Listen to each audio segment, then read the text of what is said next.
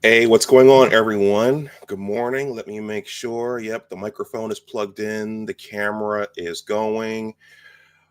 First of all, yep, I'm not muted. So, first of all, thank you to those of you who hit that like button before the stream started. That is always helpful. And it lets me know that somebody is looking for this, which is a cool thing. So, let's see. So, this morning, well, first of all, thank you. Yeah,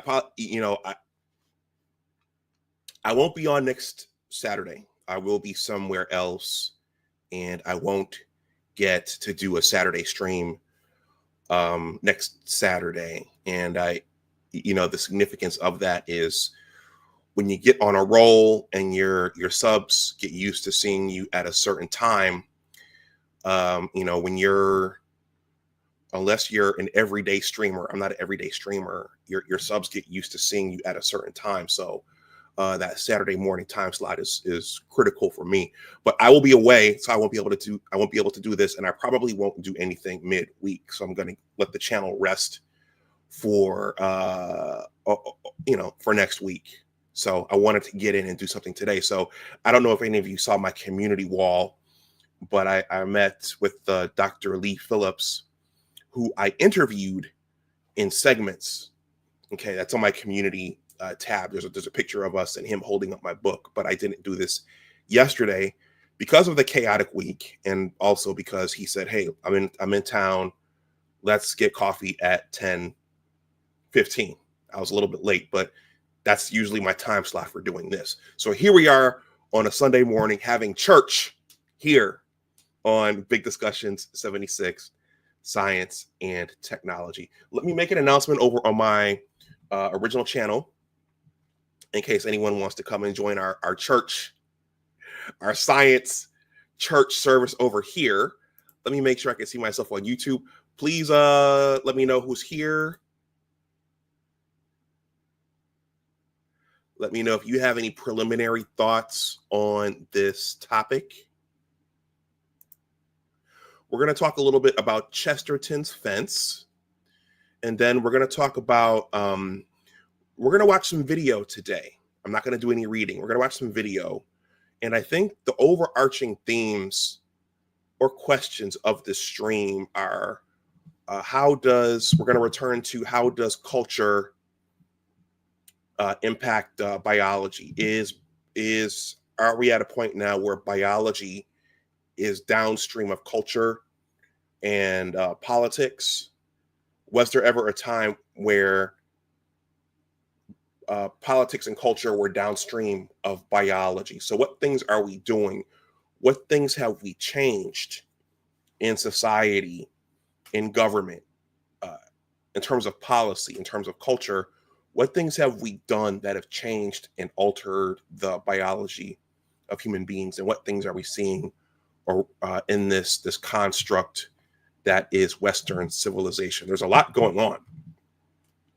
So, and we're also going to talk about all of these. I may not speak these out explicitly throughout, but at the end of the day, what we're going to be talking about is second and third order consequences. Shout out to Tom Bellew from the Impact Theory podcast, who uses those terms quite a bit. Tony, thank you for being here. You're the first one in. Let me make this announcement. Okay. I'm speaking very clearly and lucidly. That means I have been rested. I got good rest last night.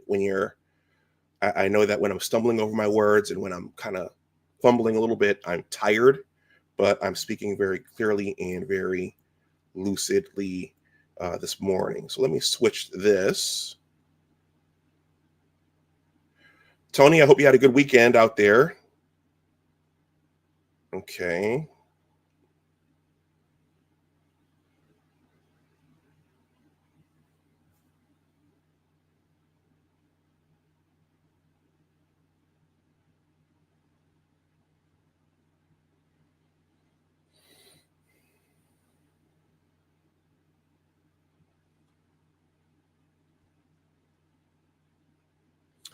is biology downstream of culture and politics and social norms and social dogma, or is it the other way around? And what are the second and third order consequences when you start fooling around with the biology? All right, I will see you all on the other side of the intro. Let me fix my speaker here so it's going through the Realtek and not the Yeti. All right, so that's been fixed. All right, I will see you all on the other side.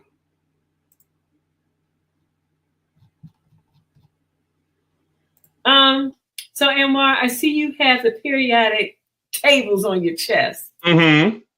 So what's that all about? Why are you walking around with a chemistry chart on your chest? Well, Cheryl, so this channel is a STEM channel. So when I was conceiving of it and figuring out how to grow it, I figured I should have some T-shirts to go with it. So the periodic table is critical to most of the scientific fields. Welcome to Big Discussions 76, Science and Technology. Science and technology are all around us all of the time, and there are always science and technology stories to tell. There are always science and technology stories to tell. So before I start this, well, maybe I'll use this as my intro for this live stream. I was thinking that we're always, no matter what topic area you're talking about, you're usually always talking about biology. So I was thinking about the YouTube streets, right? And whether you're talking about, well, one of the probably the hottest topic in the YouTube streets, I think if we were all to go to Google and look at their data, okay, and see what videos pop the most, which videos make the most money, which videos generate the most comments, it would be the mating and dating sector. Okay, so if you can get some traction over there, you can really make a lot of money and you can really blow up if that's what you want to focus on. But what I realized is that whether you're talking about select or non-select men, whether or not you're talking about fit, feminine, friendly, whether you're talking about the 3 6s, 6 figures, 6 feet, 6-pack abs, whether you're talking about that or whether you're talking about the 80-20 rule, okay, you're talking about biology. You're talking about mate selection. You're talking about who has access to reproduction, okay, and sexual intercourse. So even though in these toxic male, on these toxic male channels, and even some of the toxic female channels, okay, even though they're not coming out and explicitly saying it, and even though it doesn't sound very academic when people are talking about it, you're ultimately talking about biology, okay? Who's pairing with whom, who's mating with whom, and why. Why is this person attracted to this person? Why is this person attracted to this person? When Ron Wills goes on about finding your tribe and body game and just because you make money doesn't mean that you're an attractive mate, or why that dime piece is with that sloppy looking guy, that rough looking sloppy guy, or why a professional in this particular, in this particular example, why a professional woman with let me pronounce my words. Why a professional woman with a briefcase, why she goes back to the hood to date Pookie, or whatever you want to call Pookie, why that happens. At the end of the day, you're talking about biology, okay? Because you're talking about attraction, and you're talking about why certain mate and sexual choices are being made.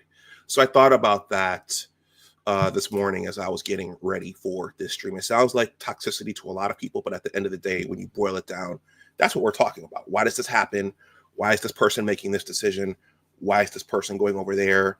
Why did this person step out on their wife or their husband or whatever?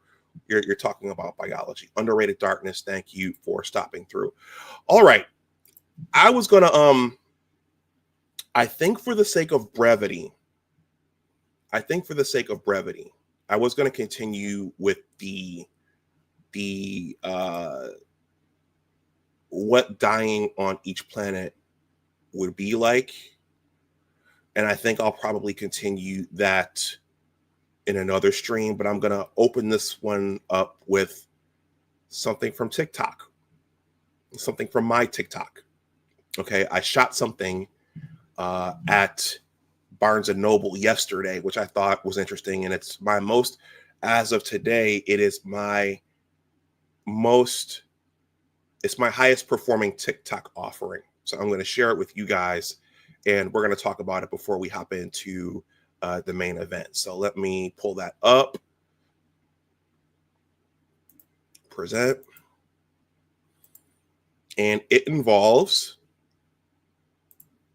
Canis lupus. Canis lupus. Doggies.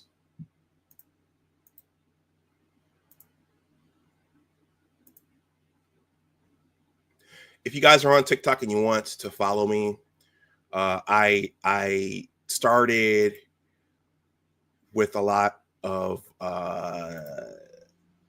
voicing opinions and talking, and sometimes some book readings.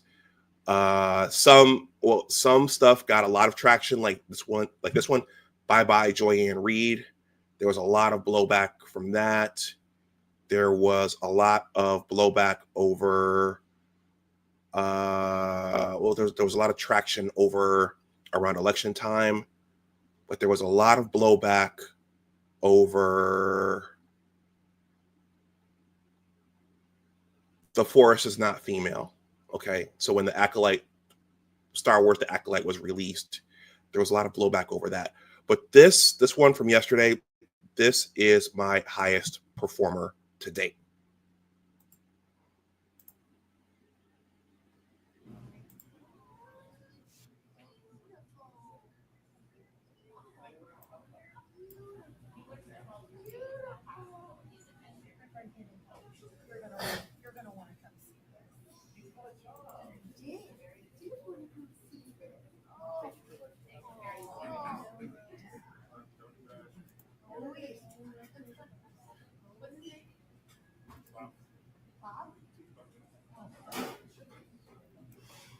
Can you guys see that?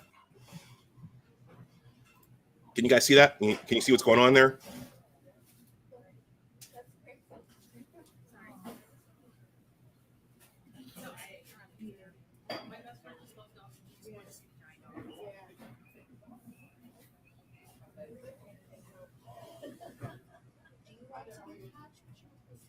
Let me see if I can pause that. Okay, yeah. So I titled this one, Dogs Make People Happy. Okay, so I'm going to bring myself back up for a moment. So I titled this, Dogs Make People Happy.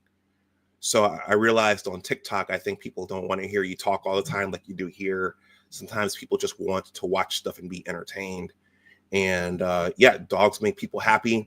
The pet, we've talked about this here. The pet lifestyle, the pet ownership lifestyle, that's a really big deal. So I was in Starbucks yesterday reading and journaling and catching up on things. And this gentleman and his lady friend, wife, what have you, they walked in with their Saint Bernard. Okay. And at first I was like, wow, they brought a whole Saint Bernard into the coffee shop of this Barnes and Noble. So they sat down, the dog got comfortable, and I'm, working on my computer and looking. And so the owner, that older gentleman there, he gets up, he goes over and gets some cream in a little cup, and he brings it over to the Saint Bernard. The Saint Bernard stood up, said, "Oh, you got a treat for me?" And he started licking the cream out of the little cup. It started splattering everywhere, and it was the coolest thing. And then he plopped back down. They got him some water. There was drool and water going everywhere. The lady was nice enough to get a wet towel and clean it up. But then all of a sudden, people came out of nowhere, and they just wanted to pet him and rub on him and pet him and rub on him. And the dog. Well, let's finish watching.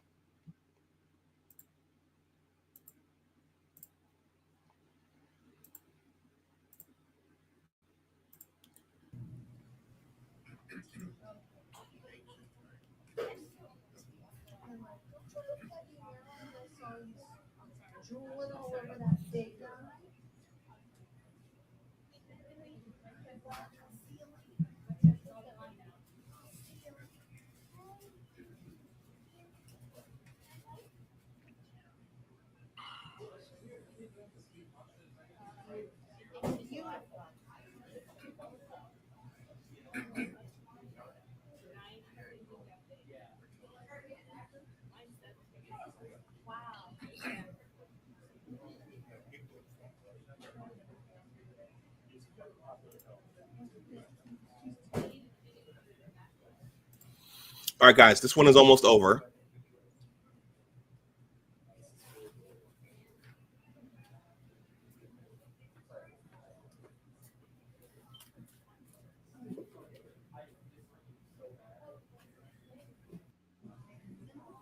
But what I wanted to show, let me stop that.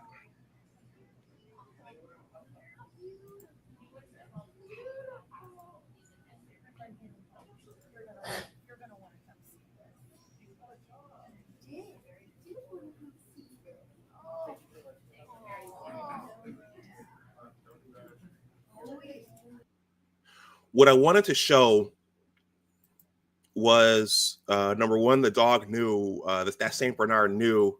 First of all, if you notice, when she started petting him, he knew to just automatically roll over, and you know that he was going to get more love. You know, and when dogs are smart, they know they like being petted. It's like crack cocaine for them. And when they roll over like that, they want you to pet their underbelly, and they want you to just keep stroking them and rubbing them. But what I wanted to show, what I thought was interesting, was that people from all around the bookstore started coming in and fawning and just falling in love with this Saint Bernard.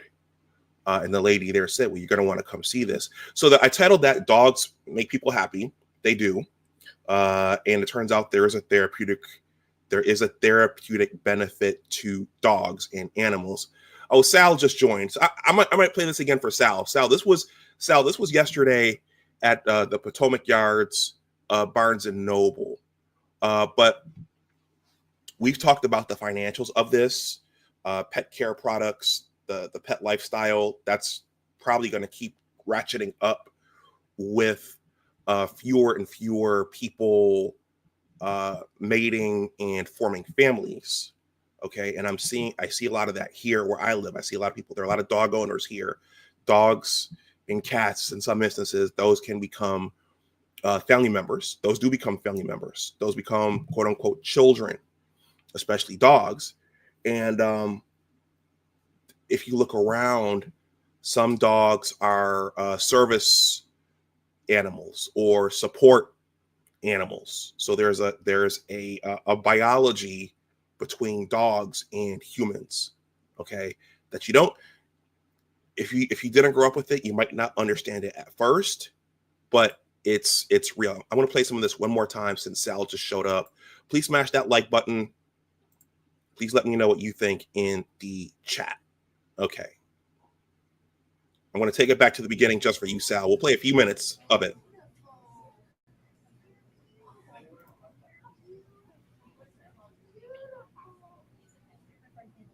See how that lady's fawning over the dog? He's beautiful.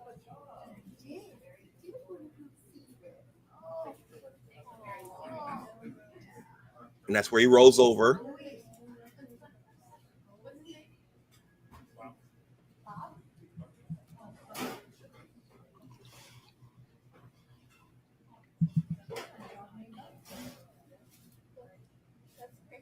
There's another lady walking up.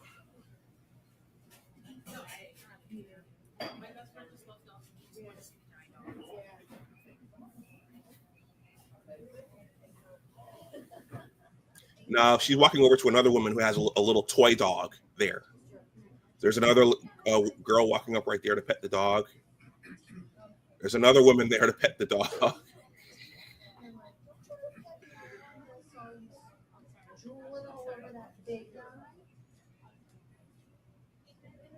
And she's going to get some more there.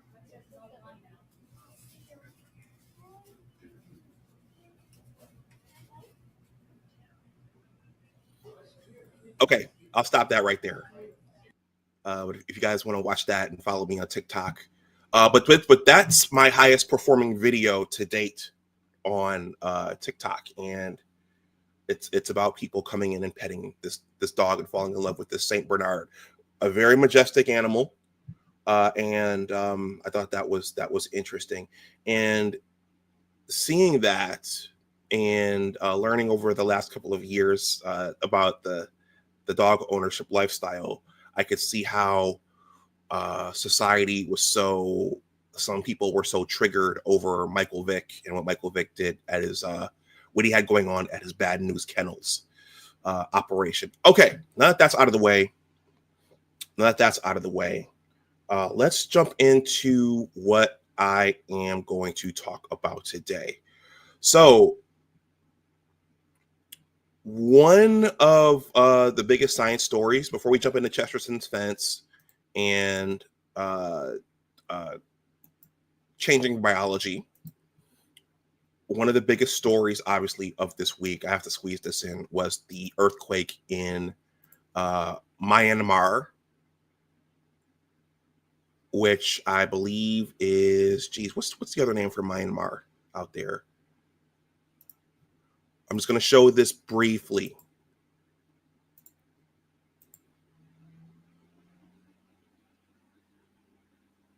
Michael says, yes. Yes to what? Yes to what, Michael?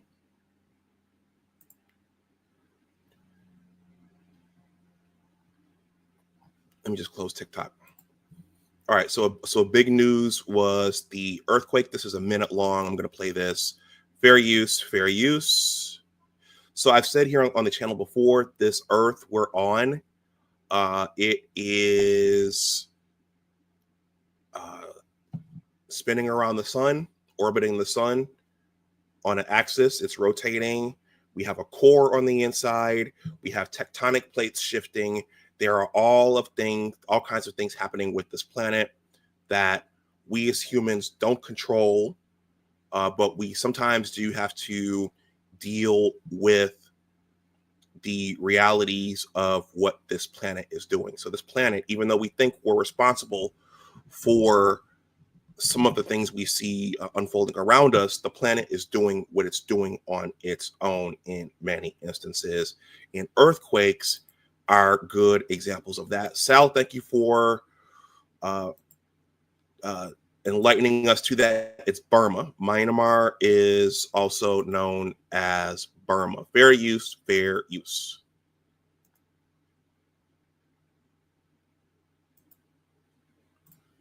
Carol Barnett at the CBS Broadcast Center here in New York City. We begin this hour with breaking news out of Asia.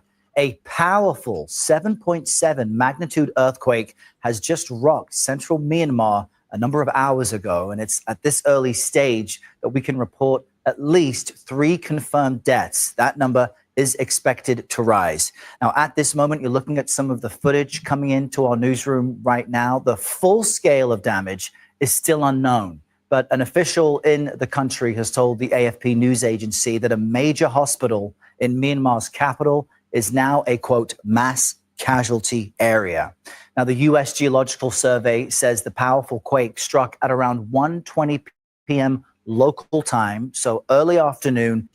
I thought that footage there was very powerful because you see there must be a swimming pool on the top level of that building, and you see the water coming down the side of that building. So this is a 7.7.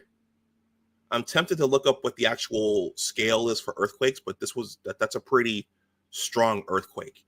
Fair use, fair use. But you see the water coming down the side of that building. Fair use. At a depth of just 6 miles, which is relatively shallow. And it sent tremors causing damage hundreds of miles away in Bangkok. That footage you're seeing at the top left of your screen is from Bangkok. A high-rise building there that was under construction collapsed, reportedly trapping at least 43 workers who were on site at the time. Now, rescue workers are currently reporting that the rubble at that construction site where the building collapsed is just too unstable to attempt any type of rescue efforts for workers who are likely trapped inside at this moment. Now, strong tremors have also been felt in China. An aftershock has just been reported with a magnitude of 6.4. That in and of itself is quite powerful. And we will be connecting with our correspondents in the region soon, and we'll bring you an update from them later this hour. So that breaking news out of Asia, that a powerful 7.7 earthquake has just hit Myanmar. Okay, so I just looked the scale up. So it's the Richter scale. Okay, we're here on this channel. We're learning things in. Hold on. Here on this channel, we are learning things and relearning things. So it's the Richter scale. So I'm going to pull this up really, really quickly.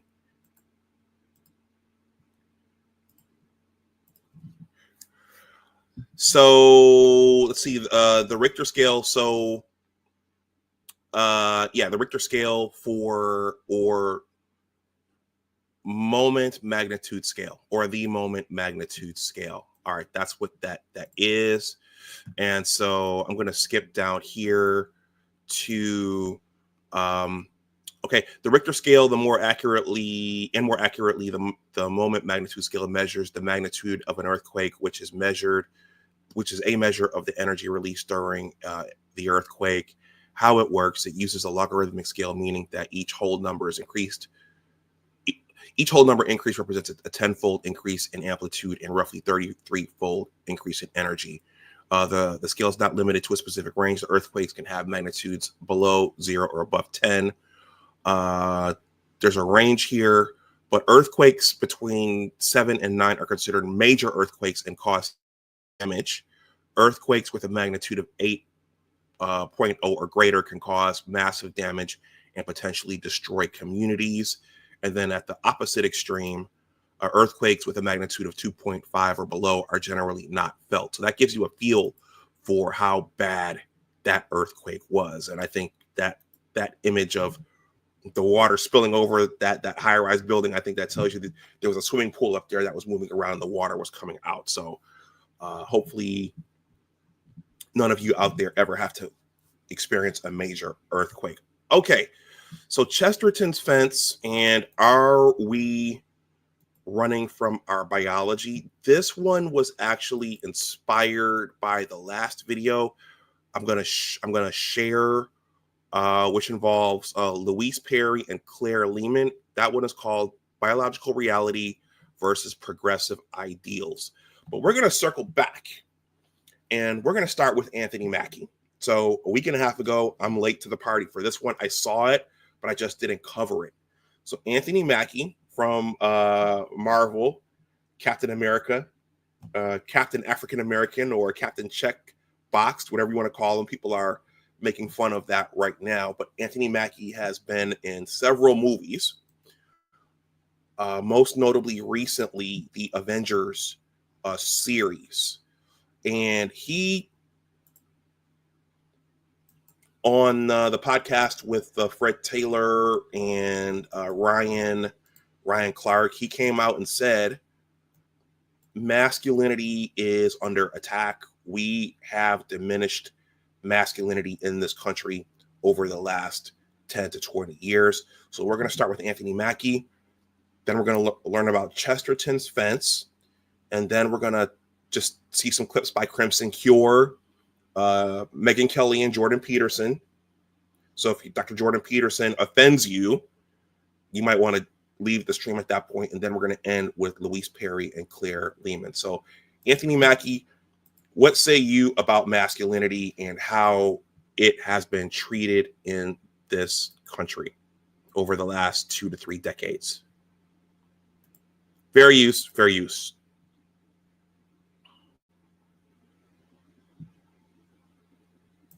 in the past 20 years, we've been living through the death of the American male. They have literally killed masculinity in our homes and our communities for one reason or another. But I raised my boys to be young men. And however you feel about that, you feel about that. Right. But my boys will always be respectful. They will always say, yes, sir, yes, ma'am. No, sir, no, ma'am. They will always say thank you. They will always open a door for a lady. They will always make sure that their mother is taken care and provided for. They will always be men. And that's always since they were 2 years old. Every time I left for a job, I tell my 15-year-old, you're the man of the house. You make sure these doors are locked every night. This alarm is on. You text me or you call me every night before you go to bed and you wake up. I love that. Because we're men. If I'm not there to protect, he got to be there to protect. Because you can have all the money in the world, climb through the window. That money means nothing. Right. You can have all the celebrity in the world. You jump through the door. That celebrity means nothing. Yeah. So you got to have in the past 20. That's a short. Let's do it one more time. Fair use, fair use. Michael says, I'm catching up. My yes was to if we could see the TikTok. Okay, I showed it. I can run it again at the end, and it might be a fitting end to this discussion. But let's hear Anthony Mackie one more time. Fair use, fair use. Years we've been living through the death of the American male. They have literally killed masculinity in our homes and our communities. What's interesting is that gentleman right there. I don't know who that guy is. I know who Fred Taylor and Ryan Clark are. The gentleman with the beard. I don't know who that guy is. If you guys know who that is, let me know. I don't watch this podcast regularly. But he stood up surprised when Anthony Mackie said that. So either he didn't know or he was surprised that Anthony Mackie was saying that out loud, because there are certain things that are true that if you say out loud, you're going to get tarred and feathered. Fair use, fair use. For one reason or another. But I raised my boys to be young men. And however you feel about that, you feel about that. Right. But my boys will always be respectful. They will always say, yes, sir, yes, ma'am. No, sir, no, ma'am. They will always say thank you. They will always open a door for a lady. They will always make sure that their mother is taken care and provided for. They will always be men. And that's always since they were 2 years old. Every time I left for a job, I tell my 15-year-old, you're the man of the house. You make sure these doors are locked every night. This alarm is on. You text me or you call me every night before you go to bed and you wake up. I love that. Because we're men. If I'm not there to protect, he got to be there to protect. Because you can have all the money in the world, climb through the window. That money means nothing. Right. You can have all the celebrity in the world. You jump through the door. That celebrity means nothing. Yeah. So you got to have in the past. Okay. So the significance of this, and the reason I elected to start off with this, is because going back to biology, we talk about DNA and experiments and drugs and how pesticides work and in vitro fertilization and artificial wombs, and we talk about all of these things, and there are different parts to biology. But a part of biology is behavioral biology. Okay, so ecology, understanding how species grow and multiply, and how different species interact with each other, how different communities are formed. That's a part of biology as well, behavioral biology. So there's behavioral biology between species in a community, right? Food chains. But there's also how the two genders get together and interact, if they get together and interact at all. And so if you listen to what Anthony Mackie just said, he says, I teach my boys how to be men, something to that effect. You can feel whichever way you want to feel about it. You can feel however you want to feel about it. It was interesting that he said that. And I think he felt the need to say that because what is a man today? What is a woman today? What, in teaching his boys, what he was teaching them, was he teaching them toxic masculinity? Was he teaching them to do things that girls and women can do for themselves? Okay. I think that's why he had to, or maybe he didn't do it intentionally. Maybe that's why he had to clarify that and put that in context in that way. Okay. However you feel about it is how you feel about it. Okay. So first of all, just hit my notebook there. To Anthony Mackie, salute for coming out and saying that, because we've got all kinds of weird messages and social programming coming. We've had so much weird messaging and social programming come out of Hollywood. So for those who will step up and take that position, salute for coming out and saying that, because I think our society right now needs more of that. And I think one of the things Gen Xers like me have pondered over my adult life, and then I think something a lot of the younger people are pondering today is, well, what is a man supposed to do? What is a woman supposed to do? Are there specific genders anymore? Are there specific gender roles anymore? Do those even matter anymore? Or are those oppressive constructs that are meant to keep us trapped and oppressed? So this is a big deal. This is one of the issues of our time. One of the biggest issues of our time. So Chesterton's fence, where did that come from? What is that? So there's a I'm sure Sal has heard of this, Chesterton's fence. When you think about Chesterton's fence, we're going to watch a short video on it. It asks, it's a philosophical principle.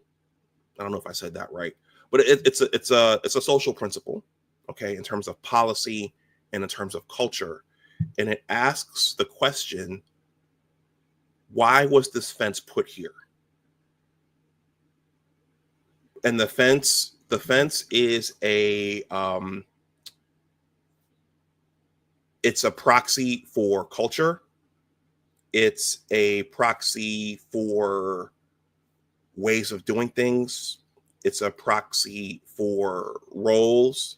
It's a proxy for duties. It's a proxy for why things have been done in the past. So it asks the question, why was this fence put here? Okay, should we remove this fence?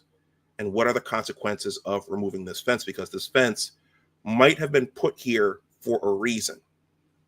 So these gender roles, they might have been there for a reason. Okay, they may not conform to modern social dogma. They might not conform to modern ways of thinking and thoughts of fairness and equality and equity, but maybe those fences were put there for a reason. So I have this short video here. We're going to watch it, then we're going to move on to the final three. But Chesterton's fence, this is coming up a lot now in discussions about culture and society and gender and where things are going. And also, if we remove certain fences,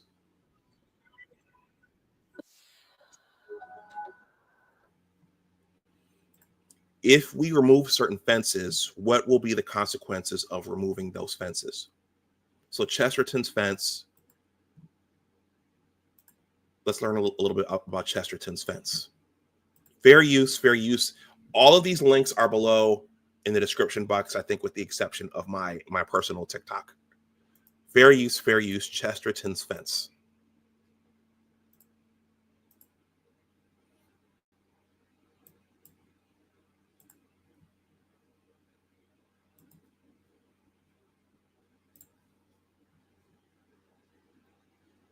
All right, let me unmute for you guys. Give me a second here.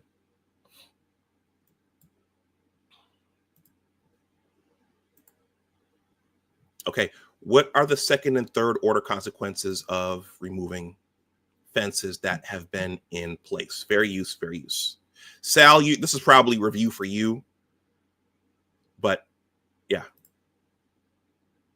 Chesterton's fence is a simple rule of thumb that suggests that you should never destroy a fence, change a rule, or do away with a tradition until you understand why it's there in the first place.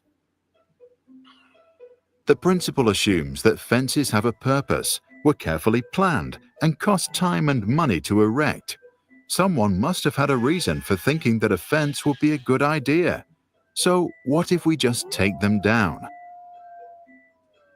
Entrepreneur Steve Blank likes to point out that when startups get their first chief financial officer, the newly hired often wants to show that they are proactive and can cut costs. So Sal, you're in the financial sector. Have you ever seen that a new CEO is hired and all of a sudden they want to cut costs and change things? Well, anyway, let me not ruin the punchline here.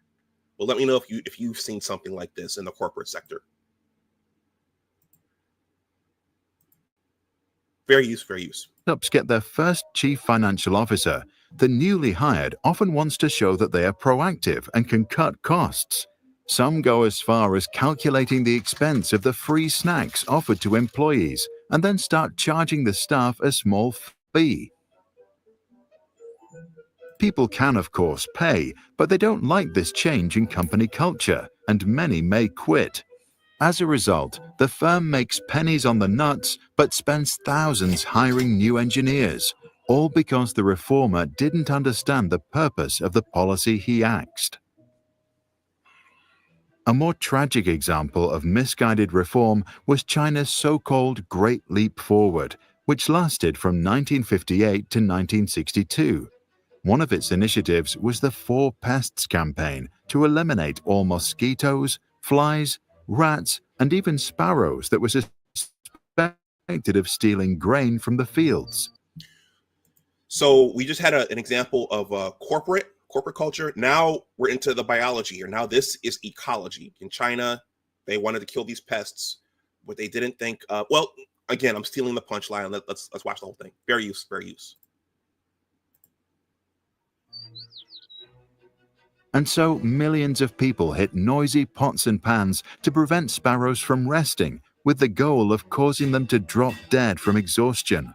Some simply shot the birds down from the sky. Others destroyed their nests and broke their eggs. The campaign worked and pushed the Chinese sparrow population to near extinction. So what about the unintended consequences? With no sparrows to eat them, locust populations ballooned, swarming the country and compounding the problems caused by other reforms. The consequence was the Great Chinese Famine, one of the largest man-made disasters in human history, with a death toll in the tens of millions. So do you guys understand that? So in that example, they thought it would be a good idea to kill off those sparrows, but those sparrows actually kept the locusts in check, and killing off those sparrows led to that great Chinese famine. Okay, so we're going to talk about what progressive thinking is, but oftentimes things are removed and put into place to try to solve one thing, but it creates a slew of other problems. Fair use. Let's keep going. That was a good example of ecology and food chains and how certain species control the population levels of others. Fair use. Perhaps all those who want to break with traditions or reform norms should learn to recite this short line from philosopher F.K. Chesterton's original 1929 writing. In the matter of reforming things, as distinct from deforming them, there is one plain and simple principle. Let us say, for the sake of simplicity, a fence or gate is erected across a road. The more modern type of reformer goes up to it and says, "I don't see the use of this, let us clear it away." To which the more intelligent type of reformer will do well to answer, "If you don't see the use of it, I certainly won't let you clear it away. Go away and think. Then, when you can come back and tell me that you do see the use of it, I may allow you to destroy it." Okay, so you have people in society, you have entities in society who are saying, you know what, we need to change this. This is unfair. This is inhumane. This is not equitable. Okay, but they don't think about. Sal said here, people second order thinking is severely lacking in our society. Oftentimes, for progressive thinking, they're not thinking of the second and third order consequences. So in this example here, this blonde woman smashed the fence. The fence was actually there to protect the sheep and prevent the wolf from getting through. Okay, this brunette woman, she took her sledgehammer away, her mallet away, and made her go away and think about, okay, what would happen if we removed this fence? And then the blonde woman realized, okay, that fence was actually there to protect the sheep. Okay, this is, I think this is, I want to say an allegory, but it's representative of so many other things that we're experiencing right now. Fair use. Shout out to AB Media, the Black Manosphere's political pundit. He has shown up in the chat. Fair use, fair use. What do you think?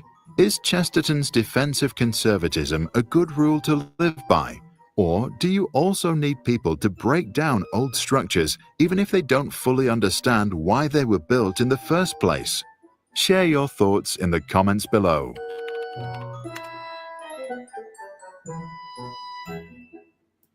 So that's from Sprouts.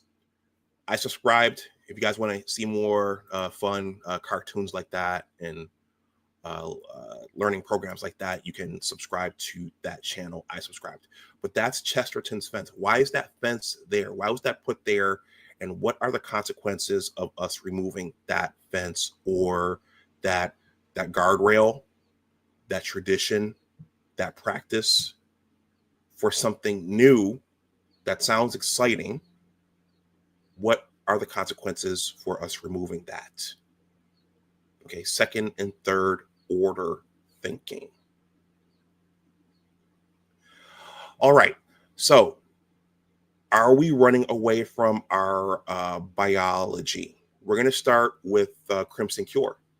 I watch Crimson Cure. She does a lot of really good work. I have her book here. I'm a reader, even though readers, based upon that Balloon Pop show, readers may not be very exciting, especially for ladies who want to turn up. But Crimson wrote this book, Reclaiming the Black Feminine, The Lies of Feminism and the Road to Recovery. So she spends a lot of time on her channel talking about feminism and how it has ravaged the quote unquote Black community in the United States. And she did a really, really good, she created a very, very good live stream on Friday, distilling out in the beginning what the actual motivation for modern feminism was.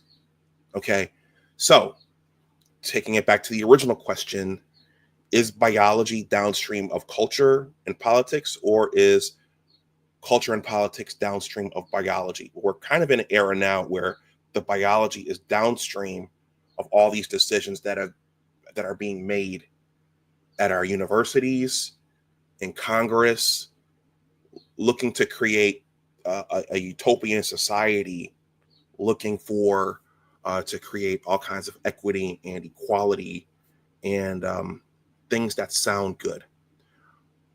But why were those fences put there in the first place? I'm also reading, well, I started reading it a couple of years ago, but I'm going to try to finish up Awakening the Master Masculine by Master Yamache Morris. This is a good book. It talks about aspects of manhood and how what that actually is, what actually being in well, I won't get into all of it because I don't think it's for everybody to know. I will say it's a good book and it asks some very riveting questions in here about society and about manhood and about what goes into being a man. And he says several times that the society has turned its back on manhood and manhood training.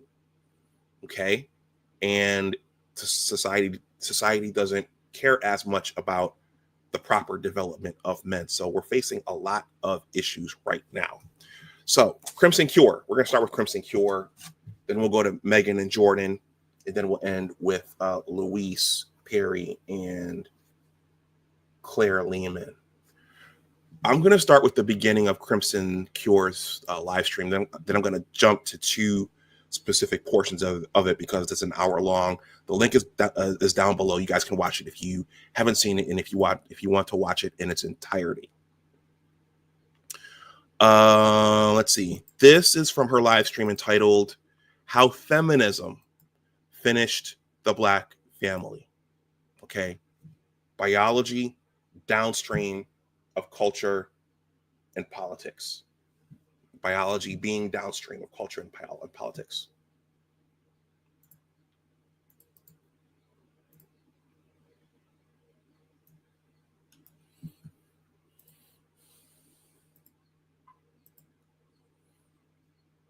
Just give me a second here. I don't have the ad-free YouTube, so I do have ads that pop up that I have to navigate through.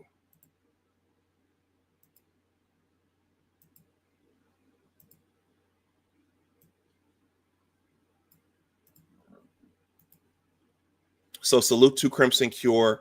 I know I sound like a broken record when I say, a lot of people don't know this is happening, particularly the Black boomers in our families. But there are people who are looking around and wondering why things are unfolding the way that they are unfolding, and they don't know the why.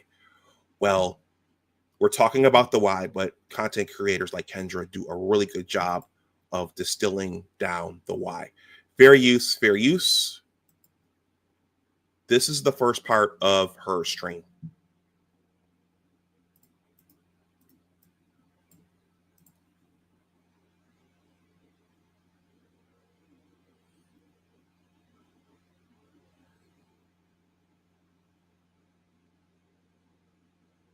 Things they told me was that he was at the house one night and we were talking, and he started laughing. He said, "Aaron, what do you think women's liberation was about?"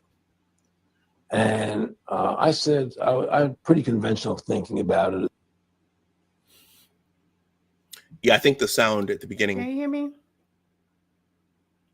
Can you hear me now? She had to adjust her sound.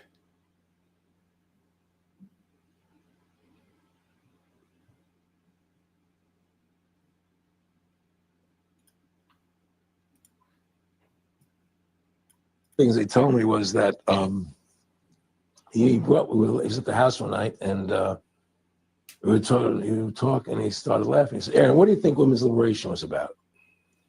And I said, I'm pretty conventional thinking about it at that point. I said, things about women having the right to work, getting equal pay with men, just like they won the right to vote, And he started to laugh. He said, "You're an idiot." And I said, "Why am I an idiot?" He said, let me tell you what that was about. We, the Rockefellers, funded that. We funded women's lib, and we're the ones who got all over the newspapers and television, the Rockefeller Foundation. He says, and you want to know why? He said, there were two primary reasons. And one reason was we couldn't tax half the population before women's lib. And the second reason was now we get the kids in school at an early age. Okay, so we couldn't tax, half the population. And now we get the kids in school earlier so we can start indoctrinating them earlier. So there was a profit motive there. And there was also a desire for mind control. Okay, so that as it was ushered in under the guise of gender equality and gender equity, but there were ulterior motives, that they had, but they had to sell this new thing under other auspices. Fair use, fair use. We can indoctrinate the kids how to think. It breaks up the family. The kids start looking at the state as the family, as the school, as the officials, as their family, not as the parents teaching them. And so those are the two primary reasons for women's lib, which I thought up to that point was a noble thing. You know, when I saw their intentions behind it, where they were coming from when they created it, the thought of it, I saw the evil behind what I thought was a noble venture. Aaron, did you know that Gloria Steinem, in one of her own books, now admits the CIA funded this magazine? No, I had no idea about that. No, I never heard that. Yeah, we're going to. CIA funded Ms. Magazine? Funded Ms. Magazine with the stated goal of taxing women and breaking up the family. No kidding. I never heard that. Well, Nick told me. I mean, I know it, but not because I know the CIA was involved in it. Well, Gloria Steinem was proud of it. Oh, the CIA wanted to help me help women. No kidding. So they funded it. Yeah, and of course it's divide and conquer. Right. And what they do is they focus in obviously on real problems. Women were getting shafted in many ways, but the elite wasn't planning to help them. They were planning to really shaft them and take men away from them. Look at what they did with black families. You only had about 10% of legitimacy 50 years ago in black communities, and now it's over 90%. And look at welfare. You were going to give you some money. You can't have a man in the house. Right. And so that was further to degrade the family. Totally destroyed. And now illegitimacy is over 50% in the general population. So okay, so Alex Jones being there might alienate some people. Okay, but what they were talking about was very important. So Alex Jones pointed out there that in the 60s there was a 10% illegitimacy rate in the black community. Now it's up over 70%, and he also mentioned that for society in general, it's up over 50%. So that profit motive, shout out to Funky Academic, Jeremy Frey Sempong. Did I say it right? Jeremy Frey Sempong. He mentioned that in one of his live streams that if you don't have an intact family culture, then capitalism will just destroy and rip everything apart. So let's go back. So fair use. Aaron Russo, is that the gentleman's name? Sal, the Hispanic looking guy? Is that his name?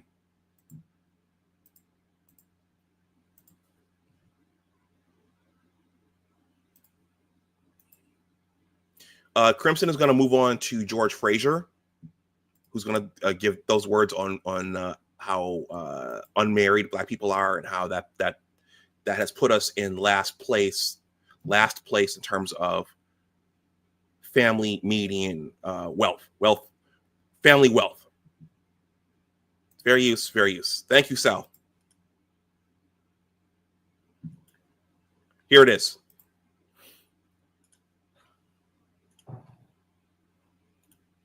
Percent of our sisters are not married. 29% will never get married. 63% of our brothers are not married. 30% of them will never get married. There is no culture in the history of humankind that has risen to maximize their full human potential without family at the center of their culture. This only exists. This is an interesting but negative statistic. This phenomenon of the existential crisis of our family only exists among African American black people. It does not exist on the continent or anywhere else in the diaspora. So there must be something in the water. We must fix this. Shout out to Passport OG. This is only happening amongst African American black people. Fair use. It's a lot easier said than done because it is impacting our wealth. Quick statistics. For 350 years, household median income was dominated by white people. They were number one in this country. They no longer are number one, they're number three, and there's a reason for it. So who has the highest household median wealth in America? It's East Indians, $104,000 a year. What's the marriage rate in the East Indian culture? 94%. So last year on my original channel, I did shout out to Ray Alexander. Ray Alexander said, hey, why don't you do a response to Patrick Bet-David's discussion about Indian families? We talked about the same thing in that live stream. That's why we did it. They're leading in family wealth. Much of it has to do with them having intact families. You're not hearing about I'm independent. I'm strong. I'm a boss. I won't settle. Give me the 666. No 50-50. You're not hearing talk about that over in those communities. Fair use. So Tony, Asians, yes, but he parses it out here between Indians and Chinese families as well. Fair use. How does pop culture, politics, social dogmas, how does that impact biology and in this instance, wealth creation? Fair use. Tool working. Who's number two? Chinese Asians. Household median income $110,000 a year. Marriage rate close to 70%. Number three are white people. Household median income $88,000 a year. What's the marriage rate? Almost 50%. Down significantly. Number four are Hispanics. Household median income $61,000 a year. Marriage rate close to 70%. We are at the bottom. Household median income $55,000 a year. Marriage rate 34%, and projected based on facts and statistics that if we do not fix this, because white folks ain't fixing this, our marriage rate will be in the low teens in the next 20 years. This is an enormous challenge. That's a whole talk by itself on how do we fix it. It can be fixed, but we have to, first of all, understand that this is a problem. No one's talking about this problem. This is a huge problem. It's the number one problem in our culture. Passport OG. Can it be fixed? What do you think? Can it be fixed? But George Fraser, probably the other important point he keeps hammering away at there is nobody's talking about it. Nobody's talking about it. I'm going to play a short snippet of Crimson talking about the Democratic National Convention. Was anybody in the Democratic National Convention talking about this? Did Madam Vice President Harris, Simone Sanders, Joanne Reed, has anybody been talking about this? No. Okay. So a lot of people don't know that this is even an issue. Okay. And let's keep going. Fair use. Whoops. Okay, it's 11:03.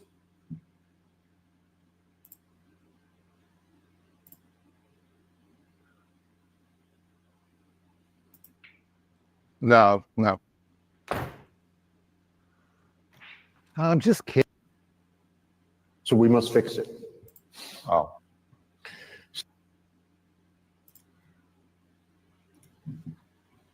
Victorian era, and men used to treat women with an extreme amount of deference because the generations living then remembered a time when the world was a lot more difficult than people now remember it being. So the physical inequality between men and women was emphasized because the world was a much more difficult place. Men took a paternalistic and patriarchal view on how women should be treated, and women wanted men to take that. They wanted to be safe. They wanted to be provided for. They wanted to make sure that children were safe. And men did what they could. Now, men have won. The fact we've got aeroplanes flying overhead and the fact that we're not about to be invaded is the victory of Western man. Then, for some reason, women decided, okay, well, I'm not afraid anymore. I want what you have. You don't do the things that we do, so you can't have what we have. But men just want women to be happy. They want them to love them. They want their approval. And so if gaining women's approval means pretending women are equal to men or, saying this, that, and the other, whatever it is, they'll do it. And it's completely taken men off of the throne that they sat on. This throne was never imposed by authority, actually. It's imposed by consent. And the second women withdrew their consent for the man to be on that throne, the throne collapses and the men are just standing around going, okay, well, I guess I'll just play video games and drink beer all day and smoke weed. And if you don't need me, I won't do anything. Because that's really the whole raison d'etre of being a man, just be needed by someone else. And it's always been women. Shout out to Aaron Clary. If you watched my live stream with Aaron Clary on my main channel a week and a half ago, this is exactly what we talked about. If there's no need for if there's no need for men, or if you keep telling men they're not needed, then they're gonna play video games and they'll be content to make $22,000 a year, and they'll be content to suck up Social Security and disability benefits from the country. So Aaron made the argument that men are the economic engines of society, and if you take away their motivation to work, tell them they're not needed, you're going to get what we have right now. Fair use, fair use. You can go back to. She plays one more.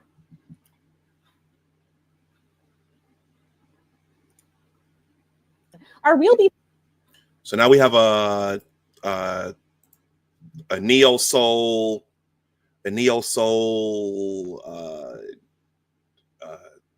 looking feminist type here.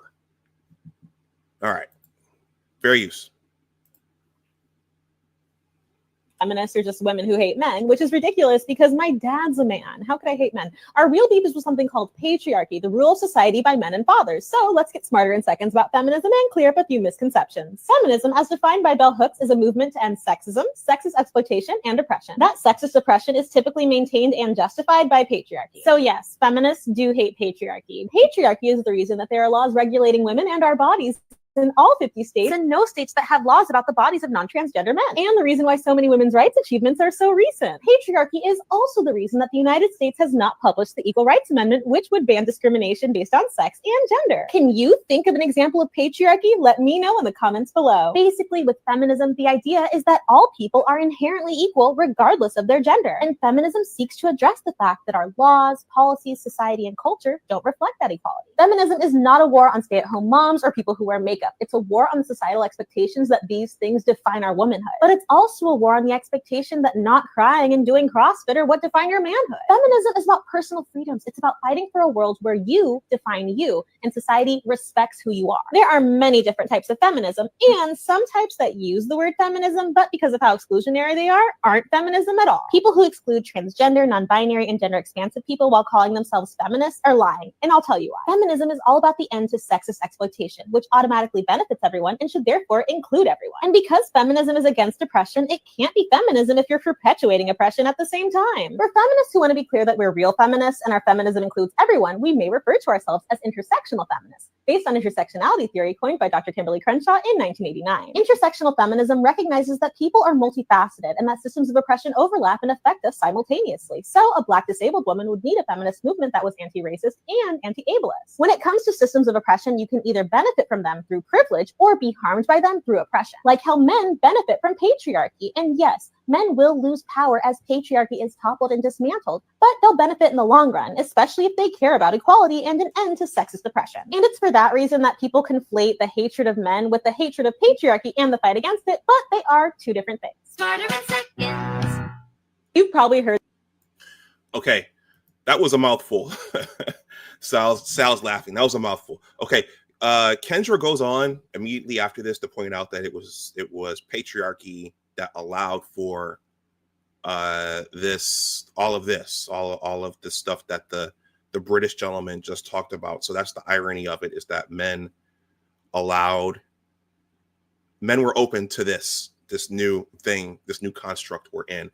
I'm going to jump to 24 minutes. Okay, because she makes some interesting observations there. Then I'm going to jump to 48 minutes, and then we'll move on. We're already over an hour. Sex trafficking and child exploitation. Fair use, fair use. Please smash that like button.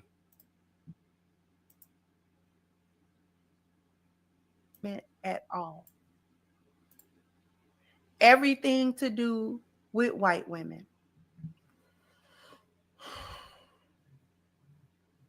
What's ironic is that the girl that was just talking about how feminism is against the patriarchy, the irony of that is that feminism was introduced and allowed by that very patriarchy. It was the patriarchy that did it.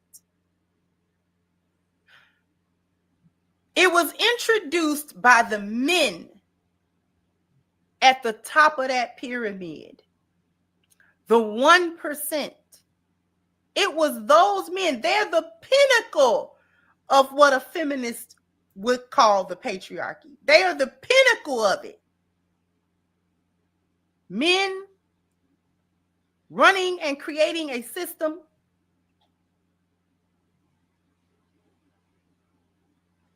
to their exclusive, nearly their exclusive benefit, and to the detriment of others. Without empathy, only black and white, only the bottom line. Okay, I'm going to jump ahead here to 48 minutes. She says something else interesting about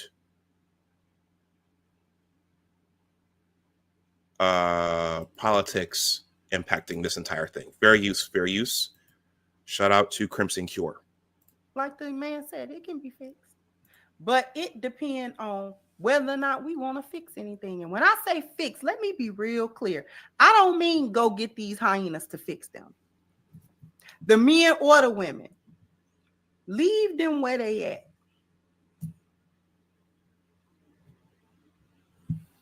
Leave them where they at. I don't advocate nobody to redeem a hyena. Let them be where they at.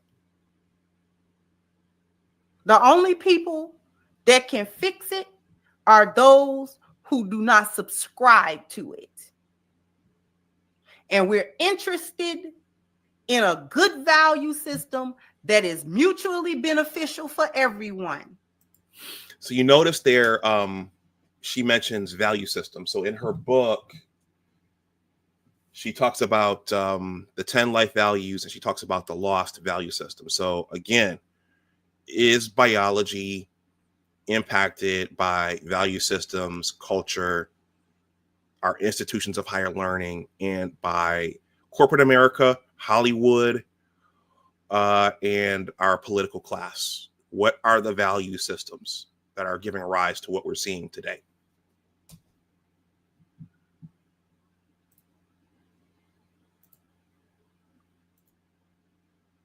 And it really starts with the denouncing of feminism and all of its attachments.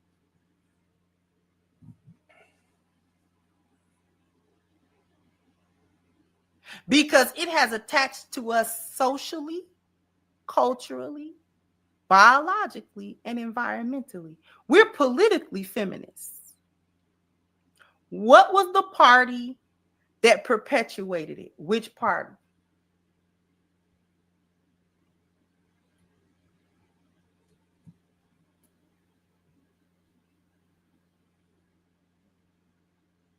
Which party?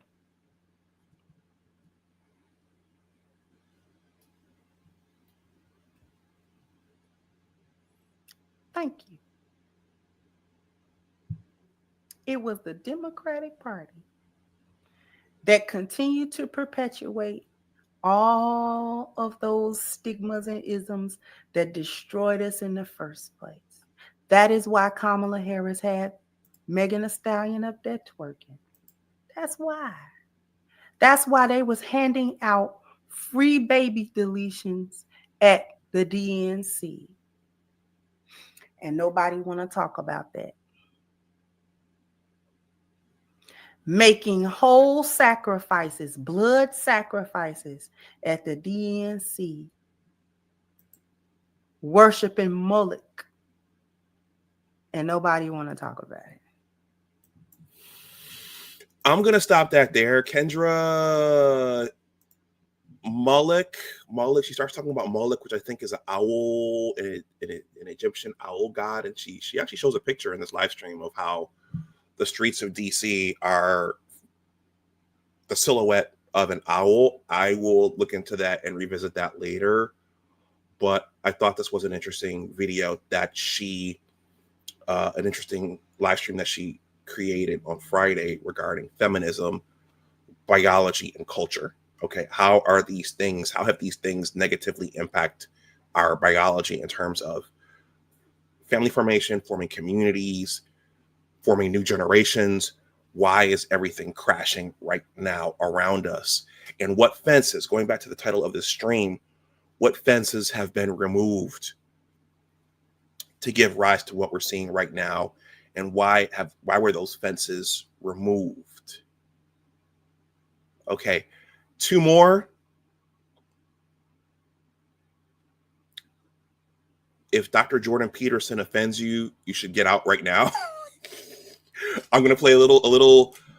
He had a really good interview, in my opinion, with Megyn Kelly. If Megyn Kelly offends you, you should get out right now. Okay.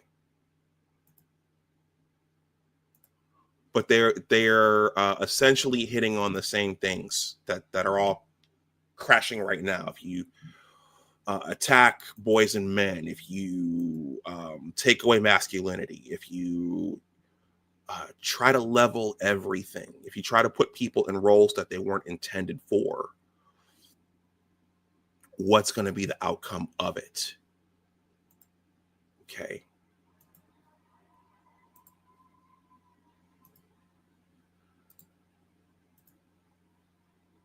If you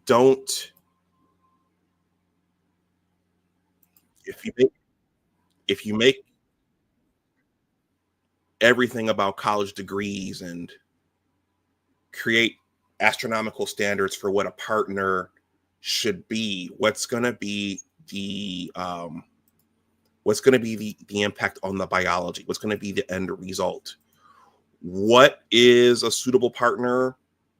What's a suitable partner? What's an unsuitable partner? What is settling? What is not settling? Was this even a conversation 50 years ago, before all of this stuff all the fences were removed and all of these thought processes were put in place? Were our mothers and our fathers and our grandmothers ever talking about settling? I don't want to settle. What is settling? Okay. This is a short snippet of the interview between Dr. Jordan Peterson and Megyn Kelly. If either of these people offend you, I won't be offended if you leave. Fair use. This is entitled Challenges Women Face in Dating and the problem with the settling mentality. That's something men who are dating today, you need to be mindful of and weary of.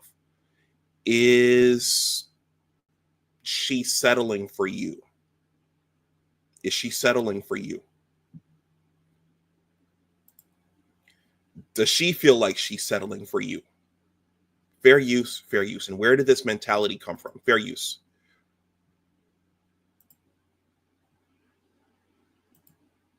Well, I think the most striking statistic that I know of is, the striking statistics are the two we already discussed. The radical rise in unhappiness among unmarried young women who have liberal proclivities, and the fact that 50% of women in the West now who are 30 don't have a child, and that half of those will never have a child despite wanting one.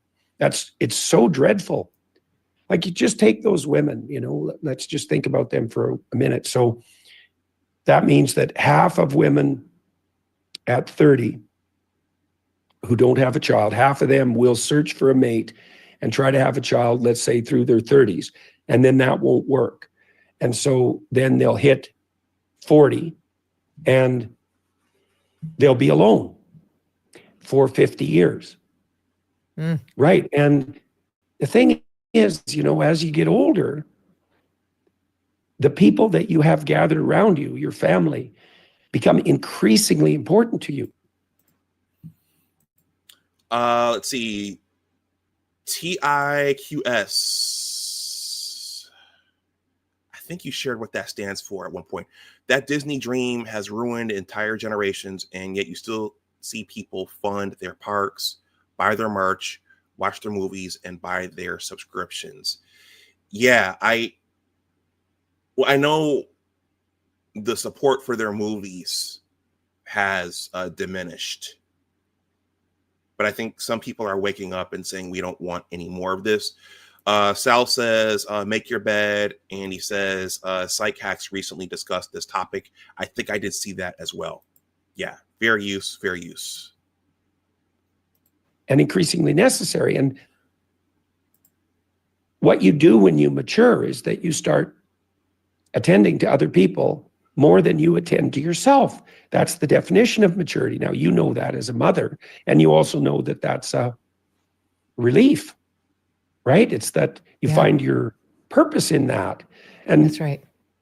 You know, when the lefties, they talk about marriage as a patriarchal oppressive institution. And, you know, you can be unlucky, and some women are. They find a man his mode of relation is power, and they end up subjugated, although they generally play their own part in that, because women aren't that easy to subjugate, all things considered. No, they say you teach people how to treat you. Passport OG, thank you. The International Quiet Storm. Okay, I did see that before. Okay, Jordan just said women are not that easy to subjugate. Fair use. Yes, well, like women have their mechanisms and they're very effective. Let's put it that way. So, but you see that the problem with the progressive liberal types is that they think that being mentally healthy is a matter of getting your individual psyche in order. And that's not right. Being mentally healthy is a matter of arranging the hierarchy around you that you belong to in a harmonious manner, so that there's you and your relationship with yourself, but then there's you and your relationship with your husband, and then the relationship between both of you and your children, and then the relationship between your families and other families in your town, and then with regard to your state and your nation, and then with regards to the natural world and to whatever's beyond that, say in the landscape of divinity. And happiness, resilience, meaning, purpose are all a consequence of organizing that hierarchy properly and finding your place within it. It's not an individualistic pursuit. You know, and even the Scottish liberals, let's say, of the Enlightenment. So he just mentioned happiness. That's a big word in today's ethos or lexicon, today's environment. Happiness. I want to be happy. Are you happy? I'm not happy anymore. Okay. And he makes the point at some point that happiness isn't it isn't a permanent state, and it's a byproduct of all these other things like he just described. So I think that's something that we also that's a huge consideration today. Happiness. Are we happy? Am I happy? I want to be happy. I'm not happy anymore. Fair use, fair use. I'm going to play this up until the point where he talks about settling. Who established liberal individuality did that with the presumption that they were operating within a radically Christian framework and society. So what they did was they took the existence of that hierarchy for granted and then said, well, if you organize that property, then you can be a fully functioning individual. It's like, fair enough. But when all that collapses and an increasing majority of young people are headed for a relationshipless and childless future, then none of those liberal presuppositions hold. And so that makes everyone, well, it deprives their life of the meaning that comes in social service. You know, and look, human beings are unbelievably social. You know, you can take psychopathic murderers and you can punish them by depriving them of other people. That's how social we are. So shout out to Aaron Clary. Aaron has pointed out several times that the most important thing in life is other humans. Okay. Not stuff, not social media, selfies. It's the most important thing is other people, not money. It's other people. Fair use, fair use. Right. So think about that. That's a good point. Yeah, right. So you can't be happy alone. Besides, you shouldn't be striving to be happy anyways, because happy is a side effect, not an aim. So there you go. Happiness is a side effect and not an aim. But we're in the era right now. I was not happy. I'm not happy. Do whatever makes you happy. Happy, happy, happy. Let's just be happy. Happiness. I deserve to be happy. Okay. Fair use, fair use. But even if it was an aim, which it isn't, there's no happiness alone. I mean, what? There's nothing happier than a friendless teenager. I mean, who believes that? No one breathing believes that. That's the stupidest thing you could believe. Like, teenagers are desperate to belong, you know, and you can parody that and say, well, if your friends all jumped off a cliff, would you? And, you know, there's limits to how much you should sacrifice your soul to be part of the group. But by the same token, like, what other people think of you and how they relate to you, not only does that matter, it should matter. And so the whole progressive theory of the human being is, it's flawed in a manner that makes its enactment produce nothing but resentful pathology and misery. Let me ask you this. I've been dying to ask you this. I speak with a lot of young conservative women regularly, and and they are very aware of everything you've said. They've got their eye on the biological clock in a way the previous generation did not. They understand the risks of waiting too long to choose a partner, all of that. They do get it. But a lot of them still, they want a career of their own. They're driven professionally in that way. And what they ask me, Jordan, is, should I just settle? Should I just settle? You know, I'm 29 now. I have a career that I like. I haven't met the right guy yet, but there are guys who are interested in me. So should I just settle now for somebody who I'm really not? So settling. I'm gonna stop it after this. I've probably played it too much. YouTube might really ding me for this, but I'm gonna ask a question here. When did the concept of settling?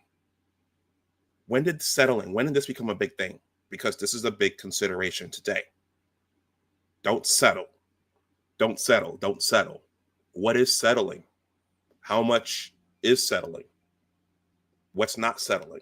When did this become a big deal in our society and when did this enter the ether? Because it's a big deal today. Please smash that like button. If anyone wants to drop something in the collection plate, my Cash App and PayPal are there.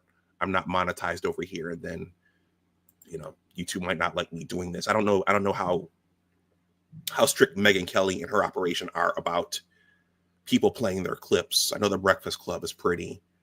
They don't like people playing their clips, so this might not be up long after. Okay, but anyway, when did settling enter into things? Do you guys ever think about, I'm settling for this person or I'm settling for that person? Okay, I mean, nobody's perfect. Nobody's going to give you everything you want. No relationship is perfect, but at some point you have to deal with the other person, whatever negatives the other person is bringing versus their positives. You have to deal with that. But when did settling become a thing? Do you guys ever felt like you settled? Fair use, fair use. And how is this impacting the biology?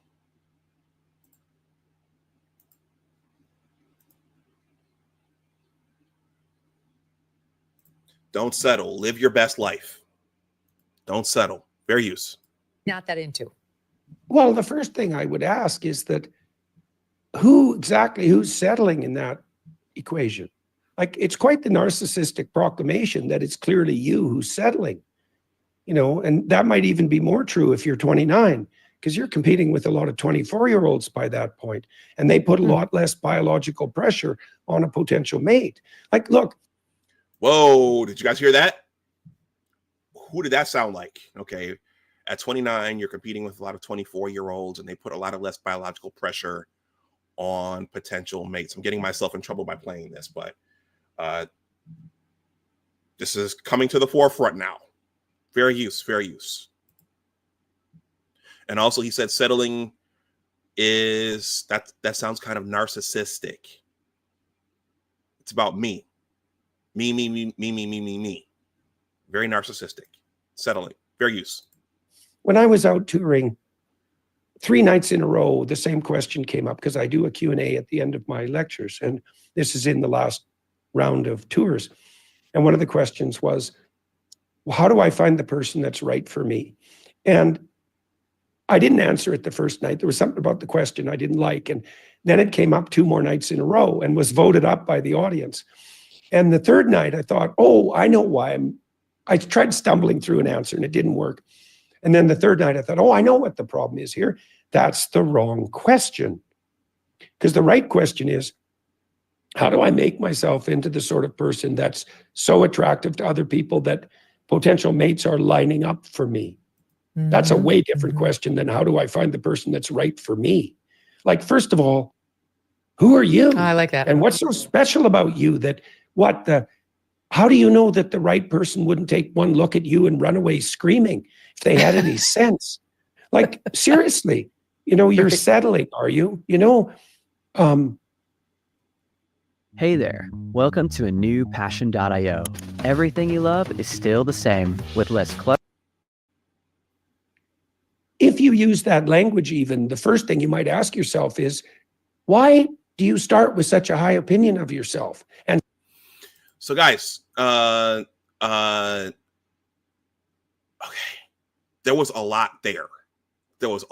He just said a lot there, and it made me think about something else. How do you know the person who you want, the person who you think is right for you? How do you know they're not going to run away from you when you meet them and they hear you talking like this? Something to that effect.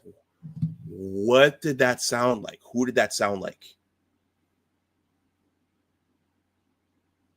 What happens when the person you want and you think you should have, they meet you and they run away?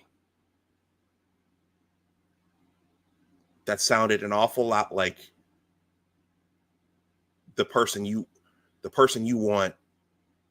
Do they want you back? Do you qualify for that person that you want? That sounds an awful lot like somebody who wore a suit and lit candles every night and who was celebrated after he died. But I won't say his name. But all these things are interrelated. You have people in different spheres talking about this, and we're coming back to the same places. And also, was this an issue? I'm going to bring it back. Was this even an issue 50, 60 years ago? I'm not settling for, I won't settle. I'm not settling. I want to be happy. How has all of this impacted the biology? How does this impact the things that George Fraser was just talking about? This problem we have to fix. It can be fixed. Can this all be fixed? I'll play a few more minutes of this, then we'll move on to the last set, and then we're done because I'm already at an hour and a half. I appreciate you guys hanging out here in the chat and leaving your comments. Yep, it was the image guy. How do you say it? The person, the guys you want, do they want you? And if you're talking this way, will they really want you if they hear you talking this way? Yep, Money Motion, the image guy, and the master teacher. Yep. Okay. Fair use, fair use. And this video is entitled Challenges Women Face in Dating and the Problem with Settling, the Settling Mentality with Jordan Peterson. Now, I'm going to share a little story with you guys. A couple of years ago, I was at the cigar bar with Officer Charles Faulkner, and I was on camera. I've been drinking and smoking, and my dad was there, and David Glover, the controversial counselor, he was there.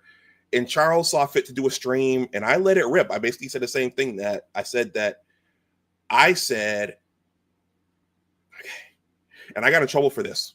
I was seeing somebody at the time, and she saw this, and I got in trouble for saying female choice, okay, has opened up a Pandora's box of these issues that we're seeing today. Okay.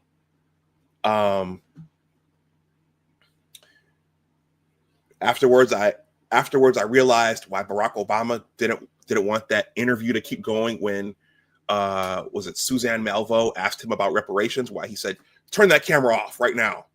I understood why he did that.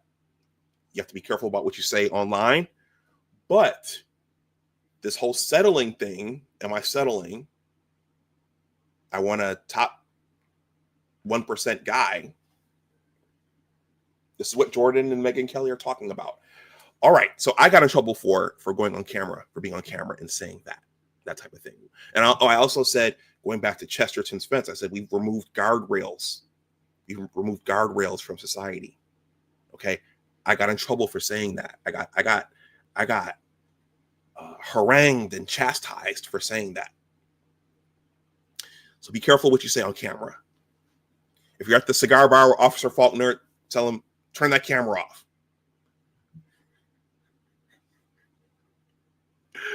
Sal says, congratulations on how that's working out for you is my response when it expresses not settling. Okay. Fair use, fair use.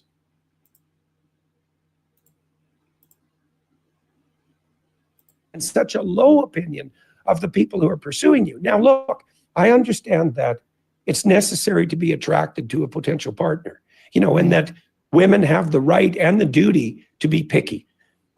They should find a man who's going to be not a child and who's going to be very helpful to them in all ways, particularly when they have children, and who's going to be a good father.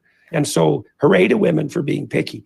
But that's not the same thing as starting out narcissistic. We talked about Snow White. Before she could find a prince, she had to learn to be of service to the dwarves. Like, that's worth thinking about. Well, that was the old Snow White. The new Snow White doesn't even care about having a man. The Rachel Zegler Snow White. Weird. She doesn't care about having a prince. All right, fair use. Now, you might think, well, why should we pay attention to a fairy tale? It's like, well, how about because people remembered it for 15,000 years and that Disney just spent $250 million trying to retell it and failed. And then with regards to the order of affairs in a woman's life, look, I calculated recently that even an attractive woman, like radically attractive woman, let's say, who often has her own problems, by the way, because she tends to scare men away, right? A lucky woman has 5 potential partners in her life. 5. You get... Okay, right there. What did that sound like? A lucky woman has 5 potential partners in her life. That sounds eerily similar to something we heard on the Image Guy's show. But because the Image Guy said it, it was sacrilegious. So you only have, the message here is you only have a couple of opportunities to marry and partner off. The options are not finite. But also going back to what he just said about Disney, it's important to point out how important media is and the role media plays in programming how people think. And that's been one of the issues with Disney, is that the content they've been putting out, it's disrupting. It's been disrupting society and arguably partnering and creating new generations.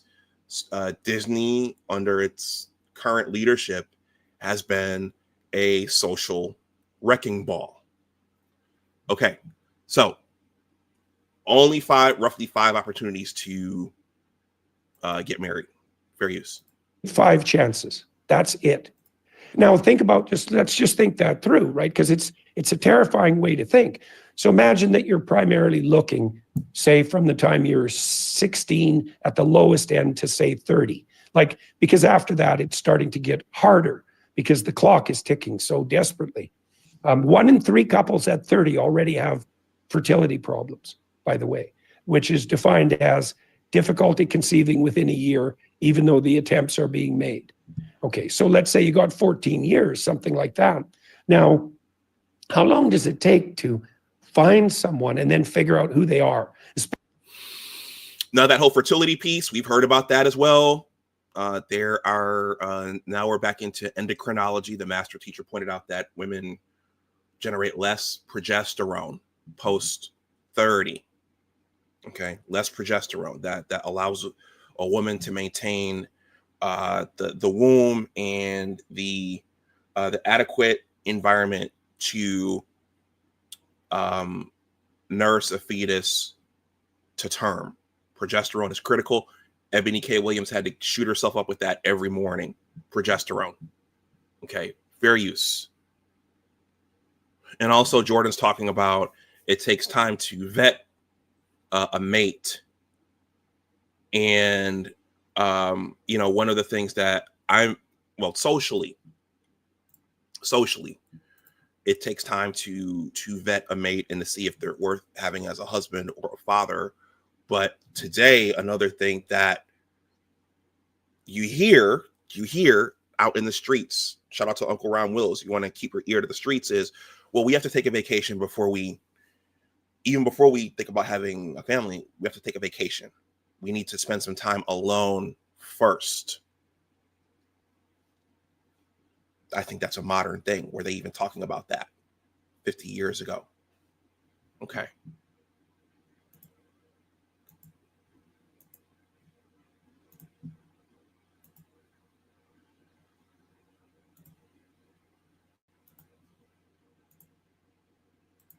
Especially if they're strangers. You know, before you're going to decide to marry someone, likely you're going to want to know them for a year, something like that. Mm-hmm. Yep. And so that's 5 years right there with 5 people. But that also assumes that you go from one relationship to another with no intervening space. So you're not suffering too much, for example, when a potentially promising relationship collapses, or you don't get sick or something doesn't waylay you in your professional career. So imagine 2 years per relationship. That's 10 years for 5. That's assuming that people want to be around you. Mm-hmm. So I don't know if you're settling. I get the picture. You don't want to lie to someone and tell them that you find them attractive in all possible ways when you don't, but maybe you could start the bloody process with a little more humility. Okay, I think we'll stop there. I'm watching the clock.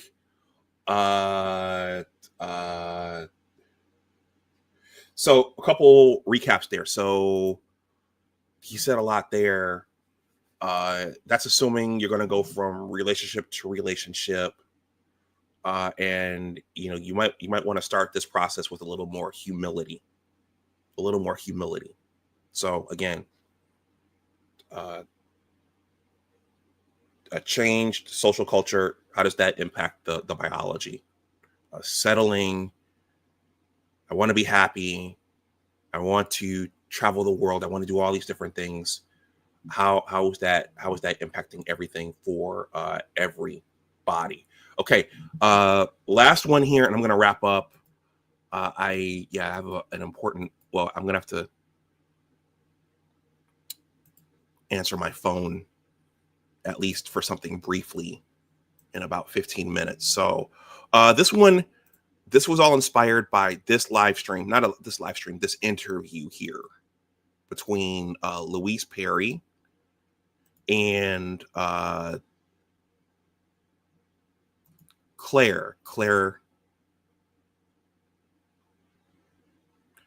Lehmann.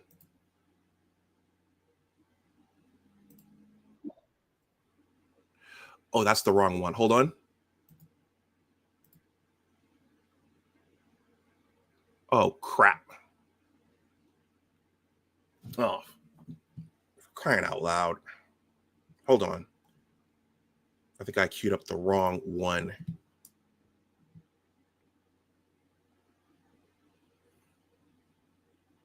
Okay, articles and readings.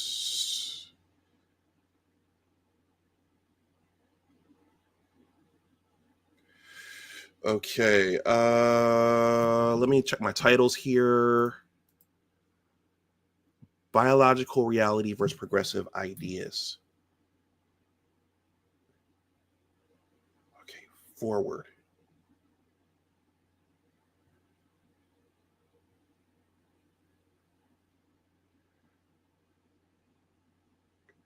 Okay, give me a second here, everyone.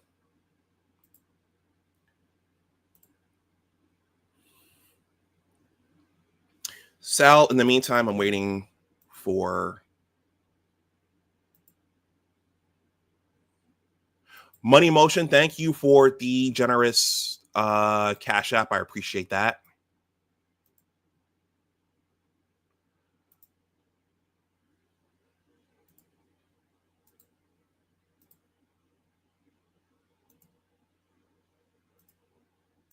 I don't know if any of you all, so Sal says they have roughly 10% of their eggs remaining at 30 years old.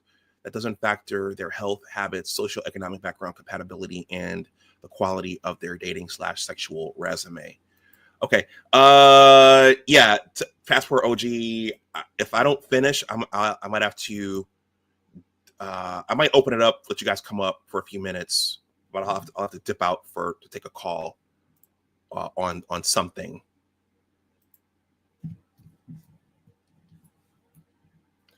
My mother's on my cell phone plan. This is probably TMI. My mother's on my cell phone plan. She needs a new SIM card, and T-Mobile needs my consent to do anything. So she's going to call me between 12 and 12:30, and I have to get it. All right, so I have to keep my phone here so I can see it. All right, Louise Perry. Are any of you all familiar with Louise Perry? I think she has several children. She's British. She's written books. She's been on Chris Williamson.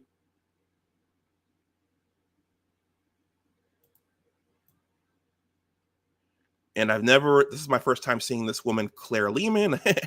I must admit, in watching this, I did take a liking to Claire Lehmann. Anyway, so we're going to start here. A name keeps coming up in this discourse. We mentioned Kevin. Another name that keeps coming up in this discourse is Andrew Tate. So people are talking about what's going on with boys and men and why they're not approaching and why mating is down, and women settling. Andrew Tate's name keeps coming up, and in that Megyn Kelly Jordan Peterson interview, Jordan was very clear to distance himself and say Andrew Tate is a guy that young men should not be listening to. I don't watch Andrew Tate, so for those who are saying, Dr. Dunbar, you're an Andrew Tate supporter, I honestly have only seen snippets of him. I haven't sat down and watched any Andrew Tate content from start to finish. So I a lot of what he says, I don't know. So there's a disclaimer there. All right, this is Louise Perry and Claire Lehmann discussing but the biological reality versus progressive ideals. The biological reality versus progressive ideals. All right. Fair use. How does culture impact biology? That's the undergirding theme for this stream. There's Claire. There's Claire right there. I think she's Australian. I think she's a very attractive woman. Claire Lehmann. All right, fair use. Matters of sex, if that's okay with you. I think many of us gathered here tonight are here because we sense that some things are not quite right. We've got people like Andrew Tate amassing millions of followers online. There he is, Andrew Tate. Folks are on the watch for Andrew Tate. Andrew Tate, Andrew Tate, Andrew Tate. Okay. We've got OnlyFans creators out competing one another to do extreme degrading acts on camera. More and more young people have never been in a meaningful romantic relationship. There's loneliness on the rise. There's mental health issues on the rise. And you've emerged as one of the most thoughtful commentators who's trying to diagnose the problem. I wonder, Louise, how much blame you actually put on liberal feminism for some of the maladies we're seeing at the moment. So I think Louise breaks down progressive, what progressive means here. But Claire asked her right away, how has feminism contributed to this current state of affairs and the current environment? Fair use, fair use. Obviously, it's always fun to bash your political enemies. I do actually think that, in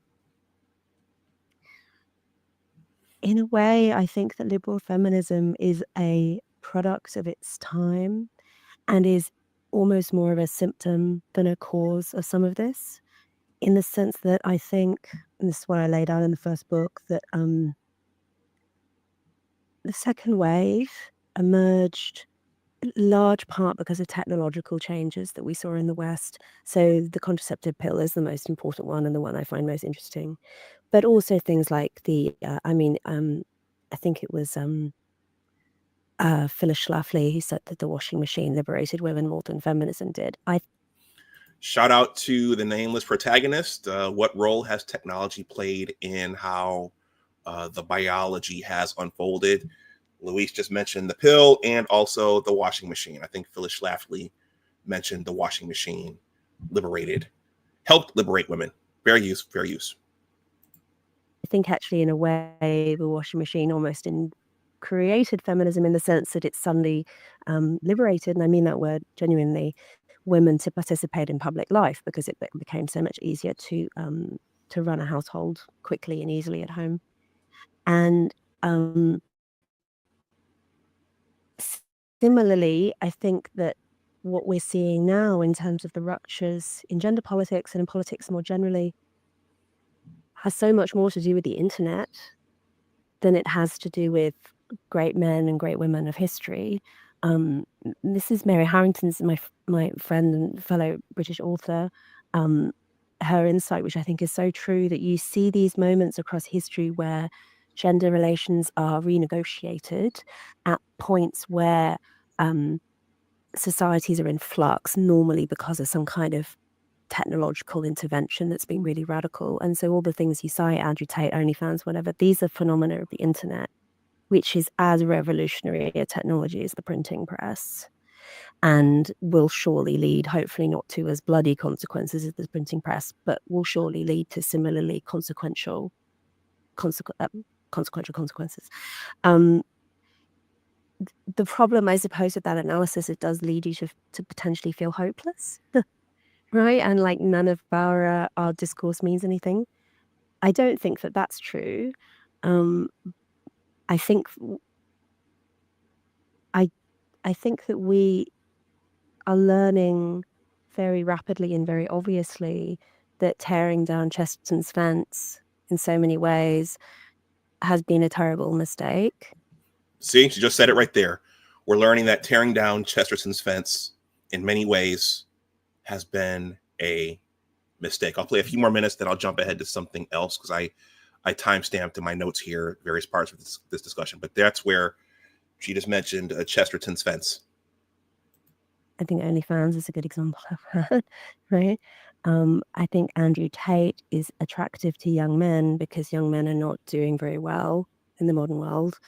I'm sometimes caricatured by critics and by fans as well, I guess, as thinking that women are the only losers of the sexual revolution. I don't think that's true. I actually think that probably most men are also the losers of the sexual revolution too, not least because it is now so much more difficult for young men to earn a good living and to support a family.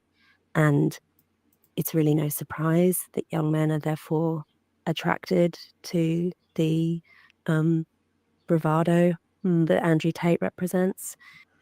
So she makes in her writings, I've heard her talk with Chris Williamson, she makes the contention that women were the losers of the sexual revolution ultimately, which you don't hear often. I'm going to jump ahead to 22 minutes. They talk about blank slates. I noted that. I have to remember why I flagged that. So fair use. Blank slates. And it's part of this flight from biology, is this deep suspicion of us not being blank slates. I mean, blank slatism is such a terrible term, but in some senses, that's the reigning ideology of our era. And so to refer to blank slate, it's this idea that we're born as blank slates, and that any of our personality and our behavior and our cultural preferences are socially constructed. Yeah. As opposed to us having innate preferences when it comes to things such as basic as sexuality. And as you pointed out, second wave feminists did push back very hard on the idea that there were any innate sex differences. And even within the academy, psychologists, neuroscientists have been pillory for trying to study the subject. So there's been a concerted effort to suppress knowledge when it does come when it comes to psychological sex differences, even though it's a fascinating subject, and knowledge around this area benefits women. I think it does. But okay, so that's why. So blank slateism. So apparently that's a hypothesis that's been brought to the forefront during these tumultuous modern times, and that's that there is no innate sexual preference. There's not, you're not a male or a female. You get to decide what you are, and you get to decide what your proclivities are. Okay, so yeah, so that's where all of this non-binary gender and this whole soup, this whole mess has come from. That thing, the blank slate hypothesis. I'll keep going for a few more minutes. Fair use. Benefit women, yeah. I mean, it's difficult because they're clearly. I do get it from the second wave perspective, because they were entering this conversation. There's this great video of Jermaine Greer, Melbourne girl, who, when she's in conversation with like a super sexist old bloke or whatever, back in the 70s, and he's opining on the fact that women can't possibly be airline pilots or a whole list of things because of their menstrual cycles mess with their brains. He just says this, completely shamelessly, and she turns to him and fixes him beadily and says, "Am I menstruating now?" Our hotel.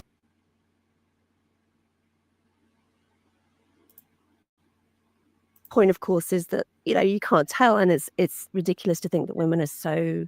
I mean, men are hormonal too, right? It's like, what is testosterone if not an aggressive hormone? But so I get it. There is obviously a version of women are these essentially biologically feminine creatures who are incapable of logic, etc., which is false. Very smart people even can be very dumb about understanding overlapping bell curves. And there are, of course, women with typically masculine personalities and men with typically feminine personalities and fine. And yes, we are influenced by our environments. Of course we are. But that doesn't mean we're blank slates. And the blank slate is just the most patently false ideology. And yet you meet it in every walk of life. It's in the highest officers in the land will subscribe to this completely false ideology. Okay, so that's blank slateism. I'm going to jump ahead to infertility in women, which is at 26 minutes.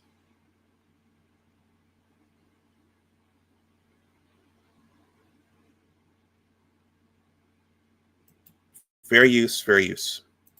If we accept that, well, we have to accept that women are on average more agreeable than men because it's an empirical fact. But if we take it to the next logical point, which is that women may be more conformist and less agentic, which I think is a reasonable argument to make according to the data, how does that impact our ability to be seen as autonomous agents in control of our own destiny? And does that risk infantilizing us as women? Oh, I'm sorry. Yeah, it does. I mean, yeah. It wasn't infertility. It was infantilizing women, infantilizing them, infantilizing. This is an eternal question that societies wrestle with, and so various societies have come up with different solutions along the spectrum. You know, you've got Lily Phillips at one end and you've got Burkers at the other, and you'll sort of find some way in between. The thing is that it's the overlapping bell curves, right? Because clearly there are some women who are highly, highly agentic. I should say, when I'm using the word agentic, I think that the most useful way of understanding agency is more of a personality trait than as which people vary in, than as an inherent quality in human beings. Clearly, little children don't have agency. Probably overlap with agreeableness. Yeah, there's probably some conscientiousness in there as well. I think there's several things going on with agency, maybe intelligence as well. Some people are clearly very, very high in it. I always think Elon Musk is a very good example of someone who's very agentic. He just decides, I'm going to go to Mars, and he just makes it happen, right? Who does that? Some people are able to wrap the world around their own desires, and some people aren't, and most people aren't. And I think it's probably for the best. I have a lot of respect for Elon Musk, but I think 7 billion Elon Musks in the world would be nightmarish, right? So I think it is for the best that most people are more conformist than that. But it does mean that if we go around pretending that everyone from 15-year-old girls to, are equally capable of making rational decisions about what is in their best interest in any given moment, despite significant social pressure, despite all sorts of ways in which they might be cognitively impaired. I mean, I always think about when I was working at Rape Crisis, I think I read about that essay or a similar one. I worked with teenage rape victims, and one of the girls I worked with was intellectually disabled, which is she had a mild intellectual disabilities. I think she had an IQ of about 70, something like that, and she couldn't get a bus on her own. The disturbing thing is she's a lovely girl, and she was so pretty, and she was so gullible, and and there were so many basic things she couldn't do, and certainly could not keep herself safe. And I think a lot of the adults in her life realized that. I'm going to stop that there. And Doc, I'm just looking at this right now. I'm sorry I didn't answer this. Are you still out there? You said, "What's up, Doc? Is the physical copy of your book out yet?" Yeah, and Doc, it's been out. It's been out. If you want a copy, you can you see the ticker right there. You can send me if you want a hard copy or a paperback. I usually make this announcement at the end. But if you want a hard copy or a paperback, I can send you a signed hard copy for $25 or a signed paperback for $22, which is discounted from the Amazon price or the Ingram Spark price. It's on Ingram Spark now as well. Just send me a payment at one of those methods there, but make sure you send me your mailing address as well. Okay, again, the hard copy is $25. The paperback is $22. I don't know if you're still out there. I'm sorry I did not address this earlier. I was so focused on the video. I'm going to jump ahead to 39 minutes.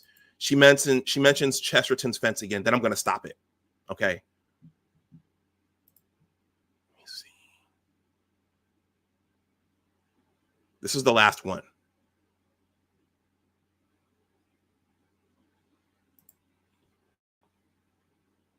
Fair use, fair use. This link is below in the description box if you guys want to watch the whole thing. I got up to about this point on Friday, and I couldn't go on, but I thought you know, I've been hearing about Chesterton's fence over the last two months, and she just happened to mention it quite a bit in this discussion with Claire Lehmann.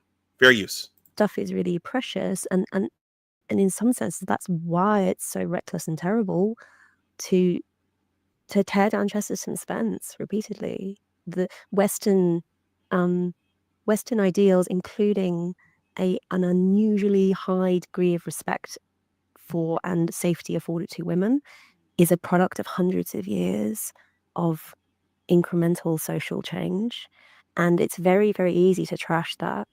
So I agree in conclusion. And I mean, considering your work. Okay, I'm going to stop that there. I'm just going to stop it there. Antog, if you're still out there, let me know. I will probably return to this at some point. I wanted to do one more stream for March, since I won't be on next week. And I was thinking about what to present.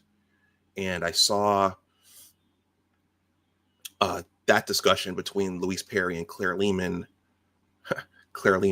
on Friday. And I thought this would be interesting.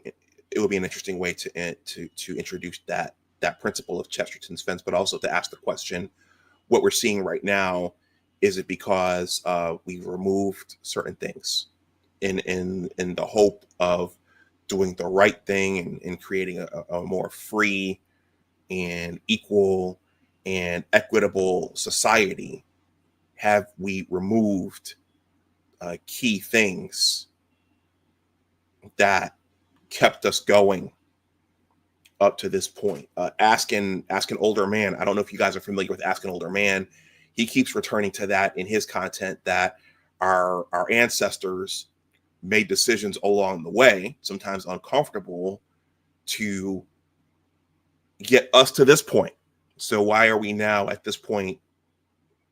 Why are we in this current quagmire where we are, in terms of population, in terms of the genders, in terms of culture? How has our societal norms, pop culture, our politicians, how have we all gotten here? That's kind of what I wanted to get to with all of this. So you probably see me talk about Louise and Claire again, but I'm at 2 hours. I'm going to drop the link for about another 30 minutes. I'm expecting a call here. If any of you guys want to come up and put your 2 cents in a collegial, scholarly way, so as to protect me, I'll drop the link right now. So we did a little bit of Anthony Mackie, a little bit of Crimson Cure, a little bit of Megyn Kelly and Jordan Peterson, and then finally Louise Perry. Oh, that's the wrong one. Discard that. That's the YouTube link.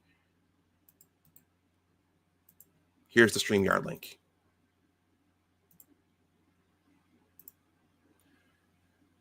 Remember, guys, keep it PG.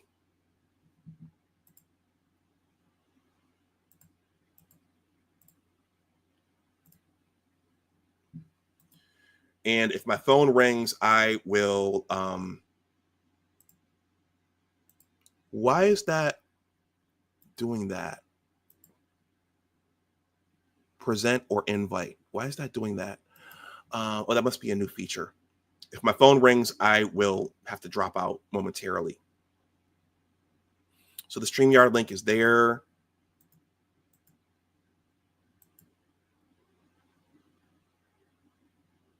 I didn't plan on going for 2 hours, but you know, once these things get going and you start playing clips, then things just start going. Okay. Thank you for all of the likes. Okay, number 2 is here, and I know who number 2 is. Last week he tricked me, but I know who number 2 is. What's going on, number 2? How you doing, man? Good. How are you? I'm well. I hope Password OG swings in for a little bit. I don't know what time it is over there. Yeah, it's I think whether that like 16 hours or 14 hours or something like that. I think they were ahead. Yeah. Yeah. Another good stream. Okay, I appreciate that. Yeah, I just kind of cobbled this one together. I kind of made it up as I was going along. But the central question was, hey, as the thumbnail says, why is this fence here? Well, I mean, I think for me, I think they went. I call it right now. I say I believe a lot of people are in this country are intellectually lazy. With the amount of people who have college degrees, who apparently decide not to really read into the history of the feminism. Mm-hmm. Like they make it appear as if feminism started at the second wave.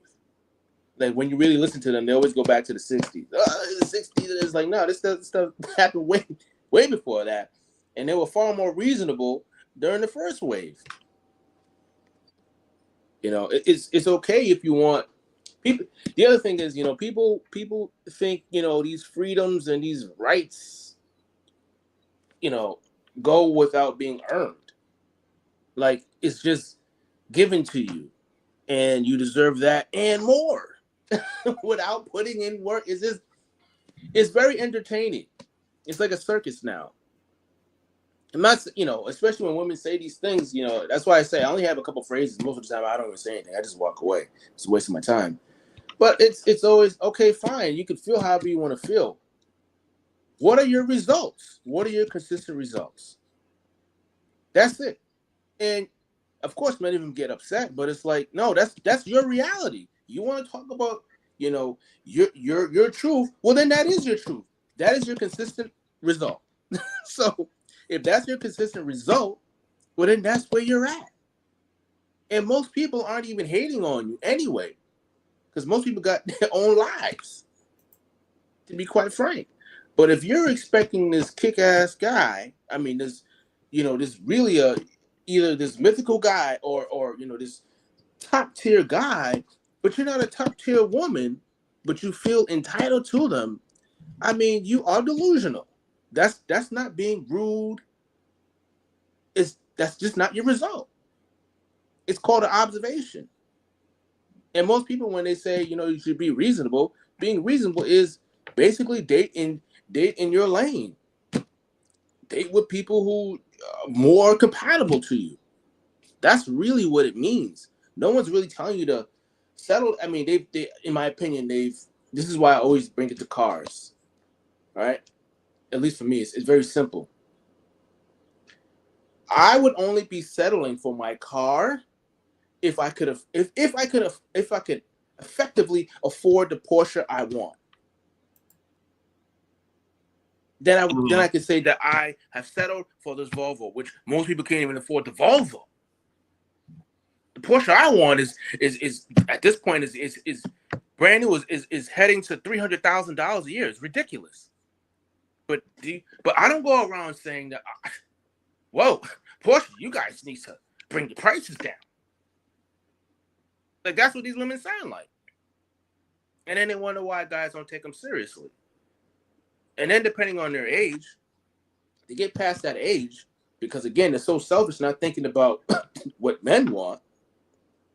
Then they get upset. They try to shame men who aren't even checking for them, who can acquire younger women. Of course, one, generally speaking, they look better. Two, they have less, issues because of whatever these women have exposed themselves to. And three, if the man wants to start a family, I mean, let's be real. Physiologically, biologically, your best bet is a woman in her prime. I mean, it is what it is. If you blew that, then you blew it. That's not hating. Those are your choices. Remember, we are in an environment where women have more freedoms than men. So that's why I just can't take them serious. I just can't. If they're not being reasonable in their observation, it's a waste of time, in my opinion. That's again, I don't think that's negative. If these women are really out here, really taking great care of their health, really have great personalities, positive, all this other stuff. Okay, even an average woman, generally speaking, would fare very well in the dating market. She wouldn't be single long. Mm-hmm. Like, we know this. So that's why I made that. Basically, I wrote that comment. Basically, second wave feminism was mainly for undesirable women. Wow. And like, they don't know it. Like, they really don't know it. They go to college, they come out, and you see them on TV. Unfortunately, especially the BWs. What's her name? Crockett. Was it recently passed? Either last month or the beginning of this month? She was on national TV. Only black person on there, telling all the people on the panel, "I'm more educated than you. I'm better." Basically saying, "I'm better than you." But then they're saying, "Well, I don't understand why people don't like black women." I mean, are you delusional? It's not hard to put two and two together. So again, I'm not saying that they shouldn't be happy or find some success, but they're delusional. And I think many of them actually know it. And I think a lot of it is coping, to be quite frank, in their failure. You think a lot of it is what? A lot of it is coping, personally. Okay. Personally, I mean, at this point, there's no way you could be alive. You could be some 25. I mean, in this day and age, especially since the internet, there's no way, in my opinion, you can sit there and tell me you don't understand what's going on. Yeah, I think it's interesting that George Fraser, in that clip, he said he was of the opinion that all of this can be fixed. I don't know. I think that a lot of this there'd have to be a group effort, and the parents would have to, the older people would have to make some changes in terms of what they're telling and what they're saying to their girls in particular. Yes. Well, in this country, we are currently being forced to do that now, because we're not first in virtually almost anything that's of value, that's progressive internationally. Where, like, people still have this like peak 1950s idea of America. It's been dead. It died a long time ago. What are we number one at? We're not number one in education on average. We're not number one in health. We're not number one. I mean, like, in so many things. And like, people, like, again, with the internet, the playing field has leveled now, and this is why the truly average people are getting getting things handed to them left and right, because it's a global economy, and it's been a global economy at this point for decades now. This is what it is. So guys who are upwardly mobile, they're doing the right thing.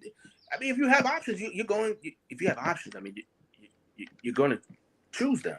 I don't see anything wrong with passport bros at all. And realistically, it's not a new thing. It's just that it's something that has become, the awareness has reached the level of the common denominator now in this country. That's why it appears to be this big deal. But it's always been going on. I knew guys when I was young, older guys, that were already doing that. So it wasn't foreign to me. Mm-hmm. And they would put me on game. Oh, if certain type of women's like this, they would tell me flat, I'm not trying to tell you what to do, just telling you my experience and, blah, blah, blah, just trying to help you out. And they would tell me. They would just tell me. Yeah, I've been in this country, did this, especially when they went to college. Yeah, our group, we go here, we do this, we do business, we do that. But they're not out here, disrespecting other cultures and doing all this other stuff. Like, that's what I'm saying. These people, they're not, these people aren't even in these circles, and they're talking about things that they think they understand. Oh, these guys are going out there because they can't get women here. Maybe, maybe not. Yeah. Maybe it's just their choice. Maybe the typical woman where they're at just doesn't qualify for what they want, for what they can actually get. How about that? Yeah. Sal, I'm gonna play something here. I'm gonna go back to the beginning of that last stream I just played, because Louise talks about what progressive means. Okay.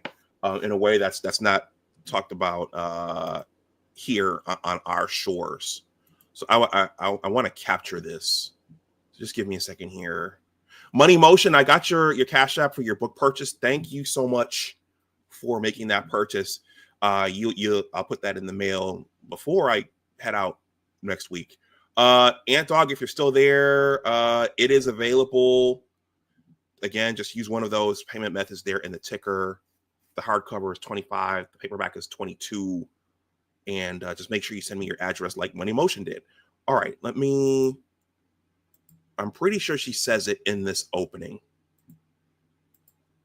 Because a lot of us, we hear progressive and we don't really know what it means. We just hear it and it sounds good. Okay. Fair use. Also, this topic we're speaking on this evening, conservative feminism, sounds like a contradiction in terms, right? Because feminism is so strongly associated with the left. When I use the word feminism, I am using a deliberately very broad definition. I think that the most useful way of understanding it, particularly if you're thinking in a trans-historical way, is the political movement for women qua women, right?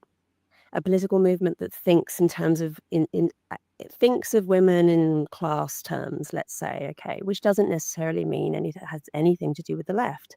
And actually, when I was at I did a degree in women's studies at Oxford, and we did a course on feminist philosophy, an introduction to feminist philosophy, which started, as these courses invariably do nowadays, with Mary Wollstonecraft, who, by the way, was, anti-abortion, anti-casual sex, thought all sorts of things which are now deeply uncomfortable to contemporary feminist readers, but we didn't talk about that. And then we skipped right over to Judith Butler.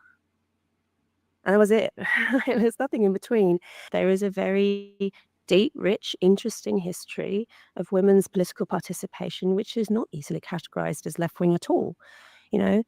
Women's participation in British colonialism, women's participation in prohibition, women's participation in anti-suffrage as well. I mean, women's participation in political life has always been deeply complex. And I think that the assumption that it is necessarily in women's interests to align with the post-1960s left, particularly the identitarian left, I suppose you might say, I think it's becoming increasingly apparent that assumption is flawed. I think it's becoming increasingly apparent to women that assumption is flawed. And I've been predicting for some time this rise of the conservative feminists, and I think I'm being vindicated, not just in Britain, but all over the place. And the crucial thing that I've been predicting, which I think we're seeing playing out and which feeds into, I think, this longer history of dissident feminism, is the crucial participation of mothers. So I've always been a keen lurker on the British parenting platform Mumsnet, which I believe has analogues all over the world. And one of the very, very important things that Mumsnet has done in recent political history is in spearheading women's opposition to transgenderism. Mumsnet was one of really the first platforms that we saw agitation against transgenderism and actually quite significant grassroots organizing happening on the platform a long time ago. I mean, like 10 years plus ago, long before this broke into the real center-right mainstream. So everybody, I thought she breaks down, she mentions what progressivism actually is. She might still do it, but that right there, this pushback against transgenderism, that's been happening for a while, and it's been happening overseas in the UK. So that's something to keep in mind listening to this. Fair use. This is just another minute or so. And I think that there are two reasons why Mumsnet was sort of the perfect platform to this. One of which is that Mumsnet, as the name suggests, is primarily populated by mothers, women who find it quite difficult to ignore biological reality for obvious reasons. You know, I think the thing that really characterizes what I think of as progressivism, I think that actually progressivism is, in some senses, is a more useful term than woke, or even, you know, the left, more broadly defined, because progressivism it conceives of history as having this very clear shape, i.e. a linear shape, right? That things get better and better and that we need to progress. And what progress often means in practice is stepping as far away from biological reality as we can. There. What progress means, it often means stepping away from biological reality as far away as we can. I don't know if I said that correctly, but she also mentioned things get linearly better and better. So progressive people don't look at what departure from what's real and what was. They don't look at the consequences of this linear progression to what's better and better. They don't look at the consequences of this thing as they're doing it. I'll play 30 more seconds, then I'll bring it back and then get some concluding words, then I'll wrap up. Even to the point of denying the very existence of biological reality. And the trans movement is, in a sense, the most ambitious manifestation of this project, because what is more fundamental than the sex binary? What is more fundamental than the sex binary? Okay, I'll stop that there. But I wanted to tease out that what progressivism is, because you hear that over and over and over again, and there are progressive churches and the progressive movement and progressive candidates.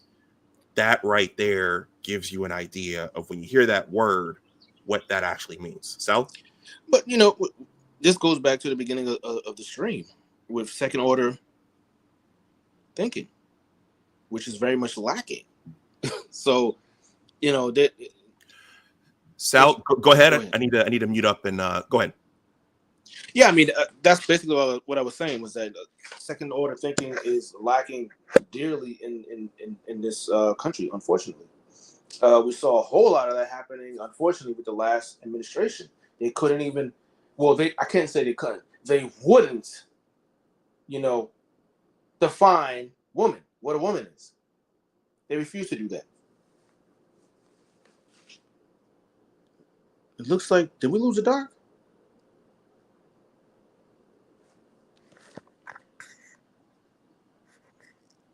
I'm not sure if we're on or not. Hold on, check the chat.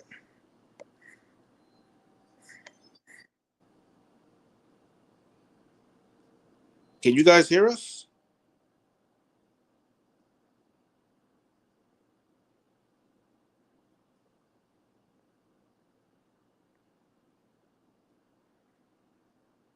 Oh, he's on the phone? Money motion?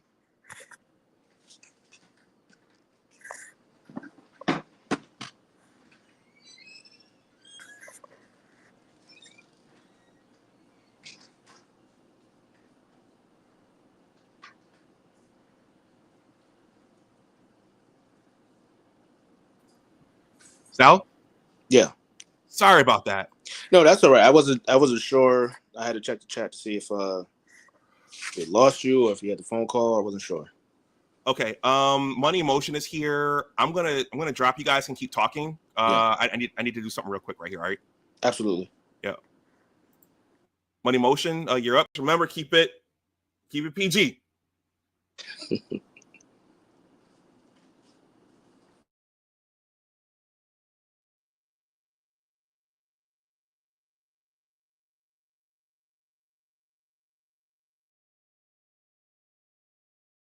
We can't hear you.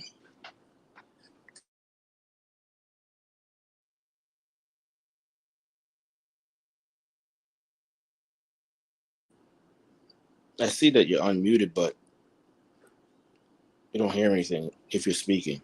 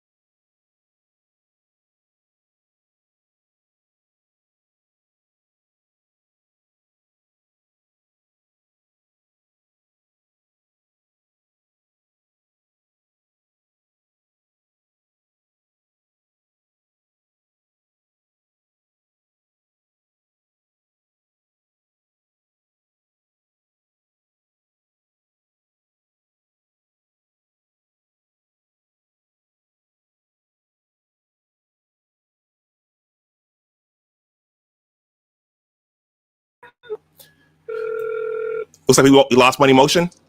Yeah, I think we couldn't hear him. So I think All right. I think he bounced out for whatever reason. Sal, hold on. Yeah.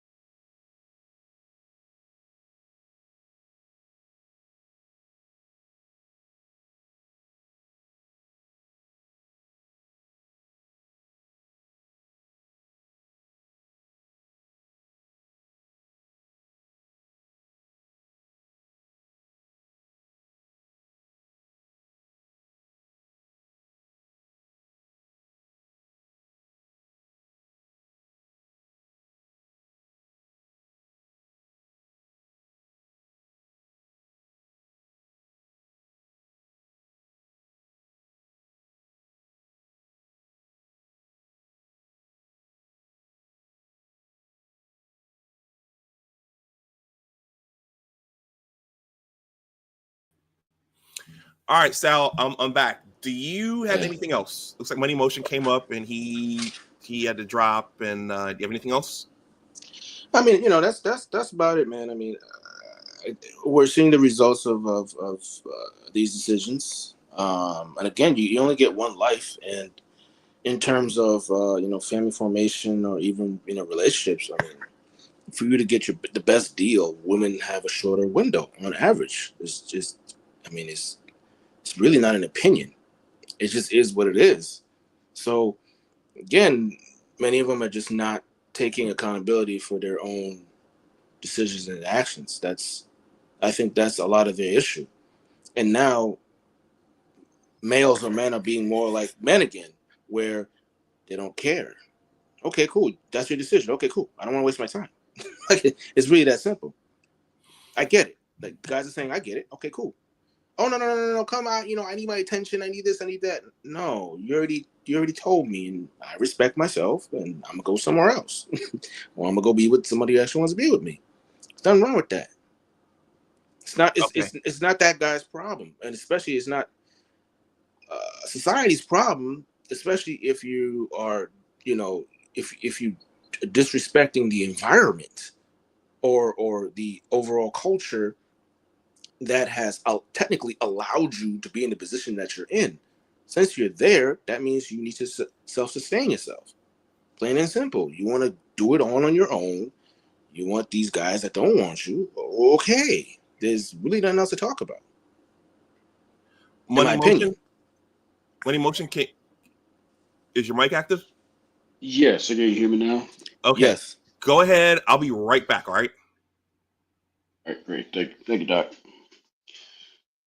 Yeah, Sasha. Yeah, number two, I think that you're right on the money. It's I mean, it's been almost over 100 years since the first waves came out, and the progression of things keep getting better and better and better. That mindset, like Doc put it on the record, it never actually sunk in that it's like, oh well, all of this motion and all of this kerfuffle has consequences at the end, and fellas are getting in the mindset of already being they're getting their respect back because they saw their fathers and their grandfathers being disrespected, and understanding that it's like, all right, well, what's the cost benefit analysis of this? You know, is it going to help me to over invest in something that is incredibly precarious?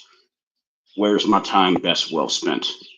And it's not placating someone that is either hot and cold or doesn't like me at all, but just wants to keep me around to, boost their ego.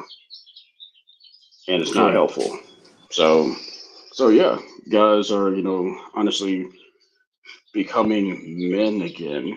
And it's very scary in a society that is not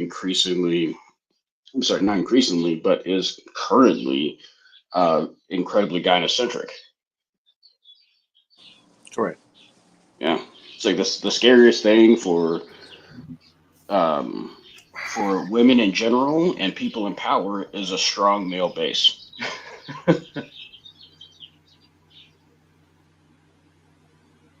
Yeah, the people that make decisions, like if a society is based upon compliance, well, the natural male proclivity to want to challenge things or challenge themselves or go out there and try to make something for themselves, it's incredibly upsetting to people that actually want conformity. So I think that's the thing that everyone's getting really, really scared about. Well, I'm gonna chime in here. I think what you just mentioned, Muddy Motion, and I had muted you to take care of some business here, so I didn't hear the first part of what you said. But I think number one, that's part of the alarm of the whole Andrew Tate piece, and also the men's content piece. I'm out here in the real world. Without me bringing it up, I'm hearing a lot of anxiety and ire over these male channels. Okay, these male spaces, these male channels. That's one thing. And then the other thing is going back to the beginning of Crimson Cure's video, where she talked about the background of the women's movement and feminism. She said, okay, one of the Rockefellers' motivations for doing this was number one, to tax half the populace. Number one, and number two was to program have control. Keep them empowered. Getting the children in there early so they can start indoctrinating them, which is kind of scary. I mean, it's like you're willing to break up families. Families are the basic unit of society, not us as individuals. You're willing to break that up, but also you want immediate control over the children, so you can herd them and make them do whatever it is you want them to do. And that, you know what, I just made another connection. I'm reading this book right now. I'm finishing this up, Awakening the Master Masculine by Master Yao. Sal, I'm sure you've heard of him. But he says in this book, humans are not herd creatures. We're pack creatures. So that's an attempt to make us herd creatures. Which I guess if you want a country full of drones and obviously workers, you want taxpayers, because the world, the country needs taxpayers. You want people all marching in one direction, but there's a danger to all of that as well.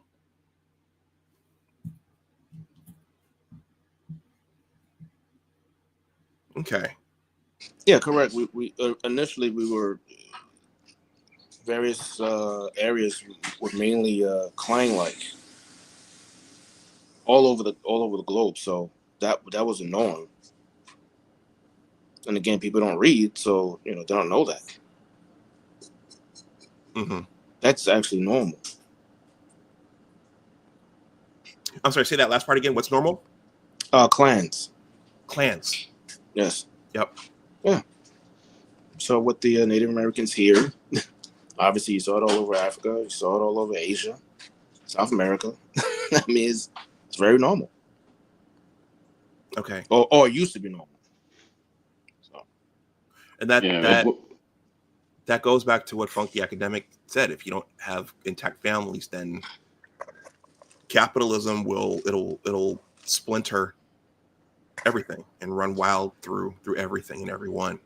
But that's how power and wealth works, though. It runs through a family or runs through families. It doesn't run through the individual. People don't understand that. We're seeing a few exceptions to the rule, and people think that is what's normal at that level, but it isn't. It's really a family that you don't even know exists. that's the reality.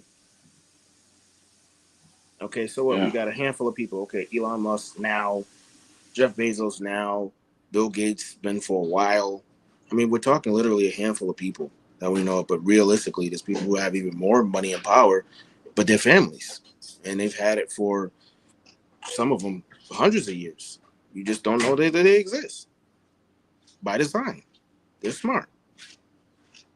That's how it really works. Yeah, not. But before you go, Money Motion, before I had to drop, one of you mentioned Jasmine Crockett. I looked her up. Now for me, I mean, I think you guys might laugh. I think she's an attractive woman. She's 41 years old. I mean, she's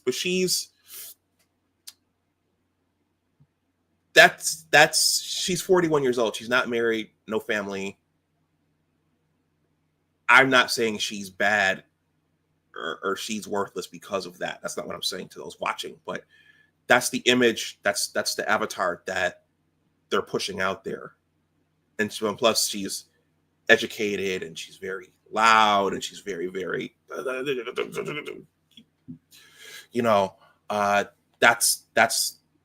that's the image they're pushing to the forefront on that side of the political aisle. And they act like they don't understand why they pretend that they don't understand why that isn't attractive. Like, period. I'm not just talking about personal relationships, just even in business. If you're like that, even in business, people are not going to want to do business with you. Again, this goes back to the exception to the rule. They see a handful of guys who do that, and they think that, oh, that's the norm. No, it is not the norm. You clearly aren't in those circles, because all the other guys, for the most part, they could care less about those guys. They could care less to do business with them, unless they're in, they're giving, they're creating a service or a product that is like a necessity. Okay, so then they will deal with them for that purpose, but it's very temporary. But again, they're not in those circles to understand that. So these people, especially these women, they try to come in and emulate that, and then they're wondering why they don't have success, and then they call it sexism. What are we talking about? There's plenty of women who have made it all the way up to the top who have families. But why aren't you pointing those women out? You always trying to point out these exceptions to the rules. If you're so smart, then you would understand the exception to the rule is not the norm. So why do you keep on trying to use that? So who are you trying to sell this to, yourself or the people, or both? What is it? Because it's not working out for you. It's not normal. It's just not working out. So if you had, in my opinion, half a brain, you would stop, because it doesn't work. But they continue to double down, triple down on the stuff that just does not work.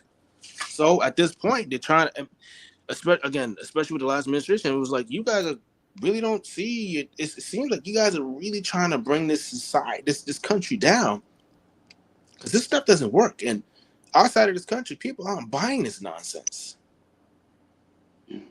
Well, and then look where China is. Yeah, and I mean, we're looking at the result of the intersection of the need to be right and the sunk cost fallacy. And I think that's what, and that's a huge part of why a lot of things are being pushed in the popular media of, the single unmarried woman may have kids or not, strong, independent with all the neck action, kicking button business. It's an avatar that they really want to actually put out there and put it on the pedestal as an example, but in reality, like Sal just said, it just doesn't work. It doesn't work over and over again, and we've had a track record of seeing that it doesn't work. And not only does it not work, it is counter to progression that the people that are pushing it want. So yeah, that's a big issue. At my previous employer, let me tell you, a lot of these unfortunately BWs, they don't get it. Because even there, right? One day I remember I was only guy, and it was obviously only black folks, but I was only guy. And even they were complaining about, the job, like how stuff's structured, because they only respect you. And I wasn't even there long. They were like, they only respect you because you're a man and you wear a suit. I said, okay, one, how many men here, generally speaking, wear a suit every day? You and the top execs. Okay, cool. So you notice that. Thank you. Now you're saying that this place is sexist, and I say, really? Who's the CEO? Oh, so and so. I said, she's a female, right? Yes. Okay. She's the CEO. She makes over $5 million, right? Okay, cool. She's married, right? Yes. Where does her son work? Oh, he works here, right? What position is he in? He's a senior exec. That's the game. You guys don't play that game. I said, it's right here in your face. I had to show it to you guys, and you guys didn't even notice it. Y'all been here for years. I said, that's the game going all around America. But you guys think that you're going to dictate what everybody else does by yourself as a single person. This is why you guys continue to lose. Y'all believe in feminism.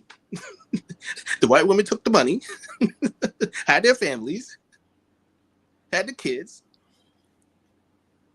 The money stayed with the family, went to the next generation. They kept power. Y'all got played. And you still don't see it with all your degrees. You still don't. It's right in your face. You still don't see it. You're working here and you don't see it. I just broke it down to you in less than 1 minute. Well, Sal, I think one of the things that happened is the degree. I mean, we could talk hours about this, but the degree became the end point. The degree became the holy grail at some point. Once you got that, you could pretty much, you've arrived. You could do whatever you want to do. You could be whatever you want to be. And I think, yeah, that was the big thing. I was going to say, and I've heard this amongst many platforms. I think Kevin was the first one to bring it up, but in corporate, being married is linked to your advancement. Yes. And I've seen, well, in the government, in the public sector, I'm going to try to be discreet here. I've seen people promoted to director and associate director who are not married with families. They've gotten that high, but in general, the people who make director and office director and appointee, secretary to the president, the people who ascend higher and higher, those are mostly married people. Yes. That's the game. And on the other end, one, it shows stability. Two, you have something to lose. See, people, they really don't understand these systems. They don't understand what these systems that they're under. They really don't get it. You're single. You could just bounce up out of here. Yeah. Point blank, period. That's how it's seen. But people don't get it. And unfortunately, a lot of these women, they really don't get it. And you try to tell, I don't tell them anymore. I used to waste my time. You try to tell them so they could get the point and move on with their life, but they don't want to. It's like they really want to change the rules, but you don't have any influence or power. You're not tethered to anybody of influence or power. You aren't creating a unit of influence and power. Like, do I need to break this down like you're a kindergartner? Yeah. This is what it is. Don't get mad at me. This is the game. If you're serious about winning, if you're real serious about what you say you're serious about, then you will do what it takes. Clearly, you're not. because many of them are still complaining about the same exact things. They haven't changed anything. Okay, then. Anyone in their right mind or any man in their right mind is not going to take you serious. They're going to look at your consistent actions, say, oh, this person's not about it. Not going to waste my time. It's not hard to put two and two together. It's not hating. Like, they're using shame. It's not hating. We can't do anything with you. That's great. You can go, you sit over there and go be a good taxpayer. Good for you. You got a job. Good for you. You have your freedom. Good for you. But I'm over here, I'm trying to do X, Y, and Z, or we're trying to do X, Y, and Z, and what you got going on does not gel with what we got going on over here. That's all we're saying. And most guys aren't even, I'm telling you, guys who really moving, they're not even talking to these women. That's why I tell these women, I'm like, you're not in these circles. You have no idea what you're talking about. These guys don't even see you. I mean, we know where you're at. We don't even see you. Most of you aren't even at the gym. What are you talking about? You don't understand, a lot of these meetings that go on, or these dinners, it's about business. It's not about putting stuff up on the gram. It's about handling business. So if you're not about that, it's nothing to talk about. Yeah, as you were saying that, Sal, I was thinking, and then I gotta close this down. I don't know if you saw my interview with Curtis Schoon, but he did say a lot of our people, they want to have fun all the time. Yeah, and life is not always about having fun, and especially being successful is not always about having fun. Correct. But having fun, well, that rate's really high. Yes. And then I'm thinking about this entire conversation, thinking about what you just said and what Dr. Peterson said earlier. As a single man, that's one of the first questions you get asked when you meet someone is, what do you do for fun? Yeah. That's one of the first inclusion/exclusion criteria. What's your idea of fun? Go ahead. You're absolutely right. But again, we go all the way down to history, or we can even look at our own lives. How you get to that fun, either the duration and or the quality or options, is dictated on prior work, sacrifice, losses, work. You just didn't arrive. For the few who come from family of means, unfortunately, those who were spoiled, we see what typically happens to them. Again, these exceptions to the rules that these people think, oh, it's all about fun and this, that, no, you got to handle business first. If you don't handle business first, there will be consequences. It's not being negative. It's reality. Like, why is it so hard for people to, again, in this quote unquote information age, for you to put two and two together? You got to put in the work. You didn't earn it. If you didn't earn it, like, can't be out here. I mean, you're looking crazy to people of any kind of reason to feel that you deserve what you have not earned. It's insanity, and we're seeing the results of that again today. Look at the country's debt. Look at the student loan debt. People running around. Oh no, the government got to pay it off. No, the government technically doesn't pay it off. The taxpayers, if they pay it off, the taxpayers technically paid it. That's really how it works. So you're further putting the common person behind, but they don't care. I'm entitled. And if you try to tell them the truth, you're the bad guy. No, I'm not saying you shouldn't go out there and get your education, shouldn't go out there and be a success, but you got to look at the game, because prior to the way how the student loan structure is, mainly the most people who are really educated, the quote unquote educated people who went to college, university, those are your top 10%ers for the most part throughout time. Like, people keep on, like, people don't understand. Like, people don't understand. You don't want, if you really want things to be as equal as you say it is, I promise you, you're not going to like it. Your way of life is going to go down. You're not going to be in the place that you think you're going to be.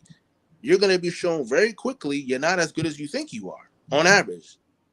Because all these fences that we put up is why you're where you're at.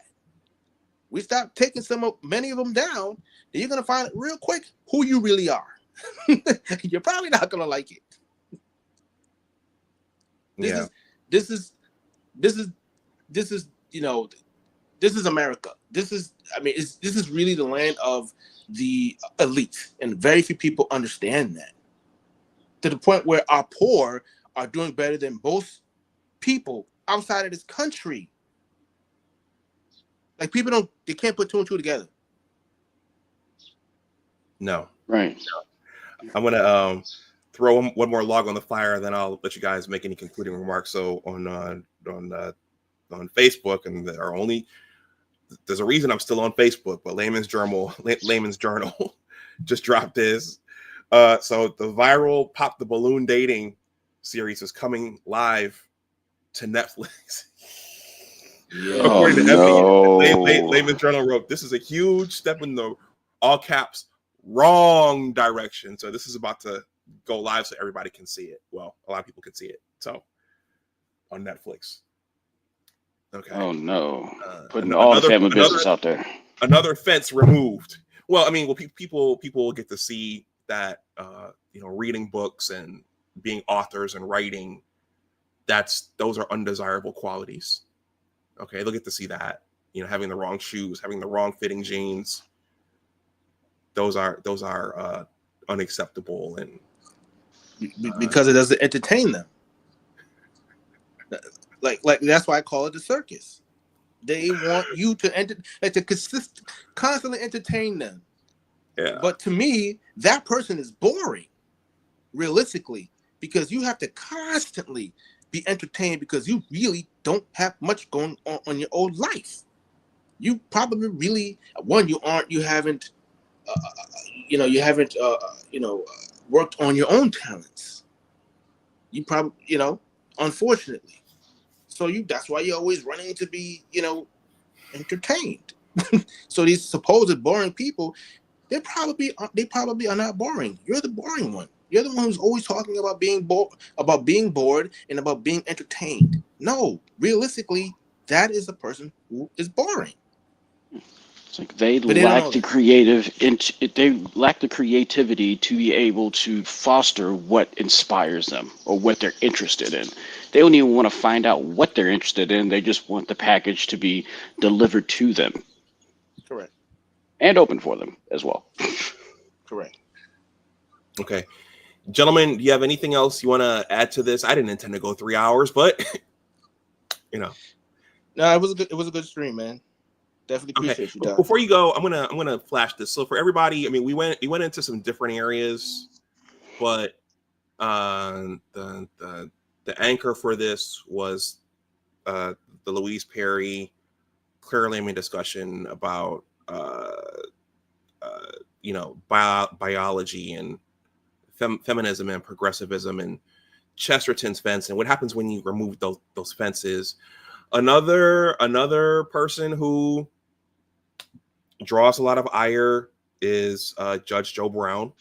Okay, he made some comments a couple of years ago about the Memphis mayor and what would happen if she goes into the hood.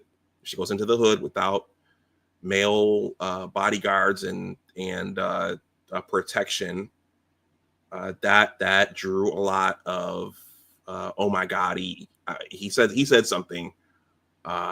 They would take her immediately, but the whole point he was making was if you don't have male protection there, bad things will happen. And he brought up this experiment, this observation about the male bull elephants in Africa. Okay. And I think there's just some parts of the biology you can't get away from. And that's that if that male sphere, it matters. Okay. For both sides. And if that side is displaced and it's not there, you're going to see some pretty unsavory things unfold in front of you, which I think a lot of people are experiencing right now. So that's the whole point of this. How do these rose-colored and lofty changes that Louise describes in her intro there, when we make those changes without any thought of what was and why things were in place, what are the end results? And should we be surprised at the end results? Gentlemen, do you have anything else? Yeah, I'll go. Again, Doc, it was a great stream. I really appreciate it. And just to reiterate what was said earlier, is that the building blocks of a nation, of a society, is families. It's immediate families. It's family formation, and that's the thing that we first are able to connect with to give us buy-in for the greater culture. For our family gives us connection to our neighborhood. A neighborhood gives connection to our city, state, country, to the world. And too many, the majority, unfortunately, the plurality of people right now, especially in North America, the family, the immediate family, that is the thing that is disconnected because the family isn't whole in general about what we know works. So it's tenuous connections all the way up the chain. So when it comes to how people interact, without that base building block, we got two legs on a three-legged stool. Eventually, eventually something bad will happen, but that's a story for another day. Thank you again. Hey, Money Motion. First of all, thank you for your purchase. Thank you for the donation. Can you leave your email address in the back chat there? I want to ask you something offline. Absolutely.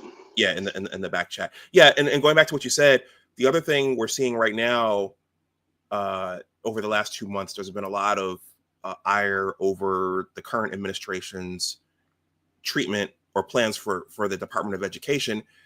If you don't have intact families, your school system is not going to be able to do what it's supposed to do. So everything is going to collapse around that family collapse, or that idea that you need both the male sphere and the female sphere. Okay, so I wanted to add that in after Money Motion said what he said. Sal, do you have anything else you want to say?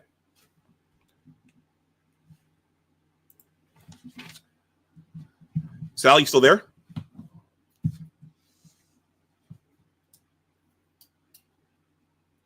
I guess Sal must be occupied. It sounded like he was out in nature somewhere. Yeah, the birds might have got them. Maybe at the cherry blossoms.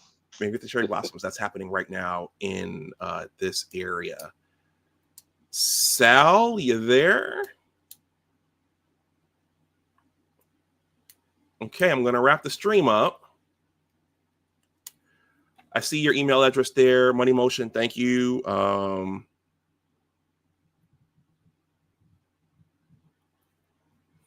And I'll just say this, I'll be discreet. I do make an annual trip out to your neck of the woods. I'm not saying where that is, everybody. That's between me and Money Motion. But I do make an annual trip out there. So maybe the next time. All right. Yeah, looking forward to it. Sal, you still there? Okay. For Money Motion, I'm gonna drop both you guys down. I'm gonna give my ending words. He's doing something. So thank you for everything. Thank you. Have a good one. All right. All right, everyone. I'm gonna wrap the stream up. I did not intend for this stream to go 3 hours, but when you're giving an intro and you're showing clips from other people, you end up at 3 hours.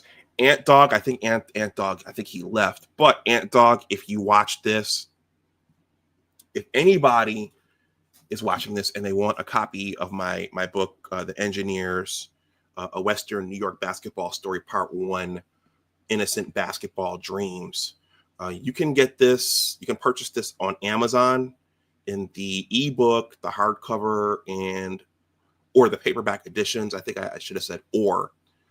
The hardcover is available there for $35. The paperback is available there for $27. The ebook, I believe that's $27 as well. And the paperback is now also the paperback is now also available on Ingram Spark. That's another platform. Okay. But you can get those there, or you could purchase them from me, not for me. You could purchase them from me at a discounted price. The paperback and the hardcover. The hardcover, a signed copy from me will be $25. But you have to send me your mailing information, just like Money Motion did. You can use any of these payment options here in the ticker. Okay, the paperback is going for $22.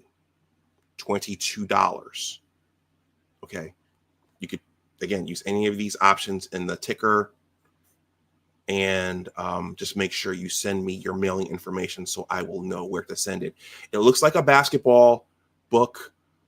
It looks like just a basketball book on the cover, but it's saying some deeper things about much of what we talked about in this stream, learning to find your way in the world as a young man.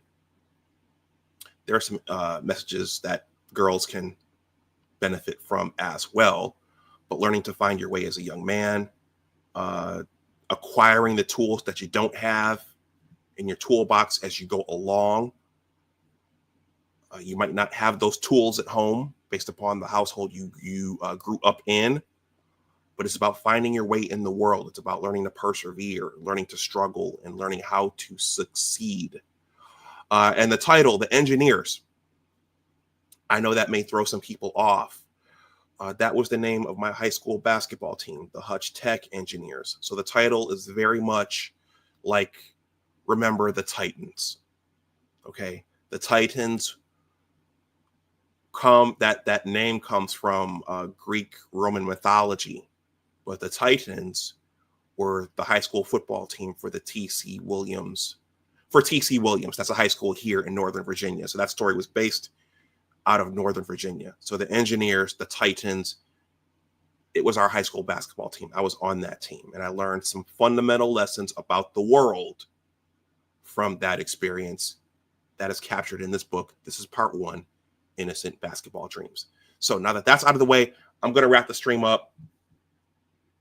The link to, if you want to buy it from my online store, you can do that as well.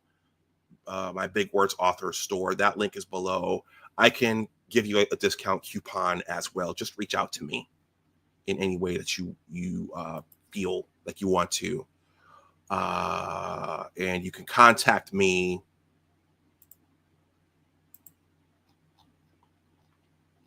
well, the email address is down there as well, but I'm on X, I'm on Instagram, and you can use that email address right there as well. So there are numerous ways to contact me. Anyhow, let me enjoy the rest of my Sunday and get some things done here. The work week is fast approaching. Thank you for watching, everyone. The link to my newsletter is in the description box as well. I need to send one out. Thank you for watching. As always, remember that your attitude determines your altitude. Always try to do your best. Take care, and I will talk to you all the next time. Read, ask questions, be scholarly.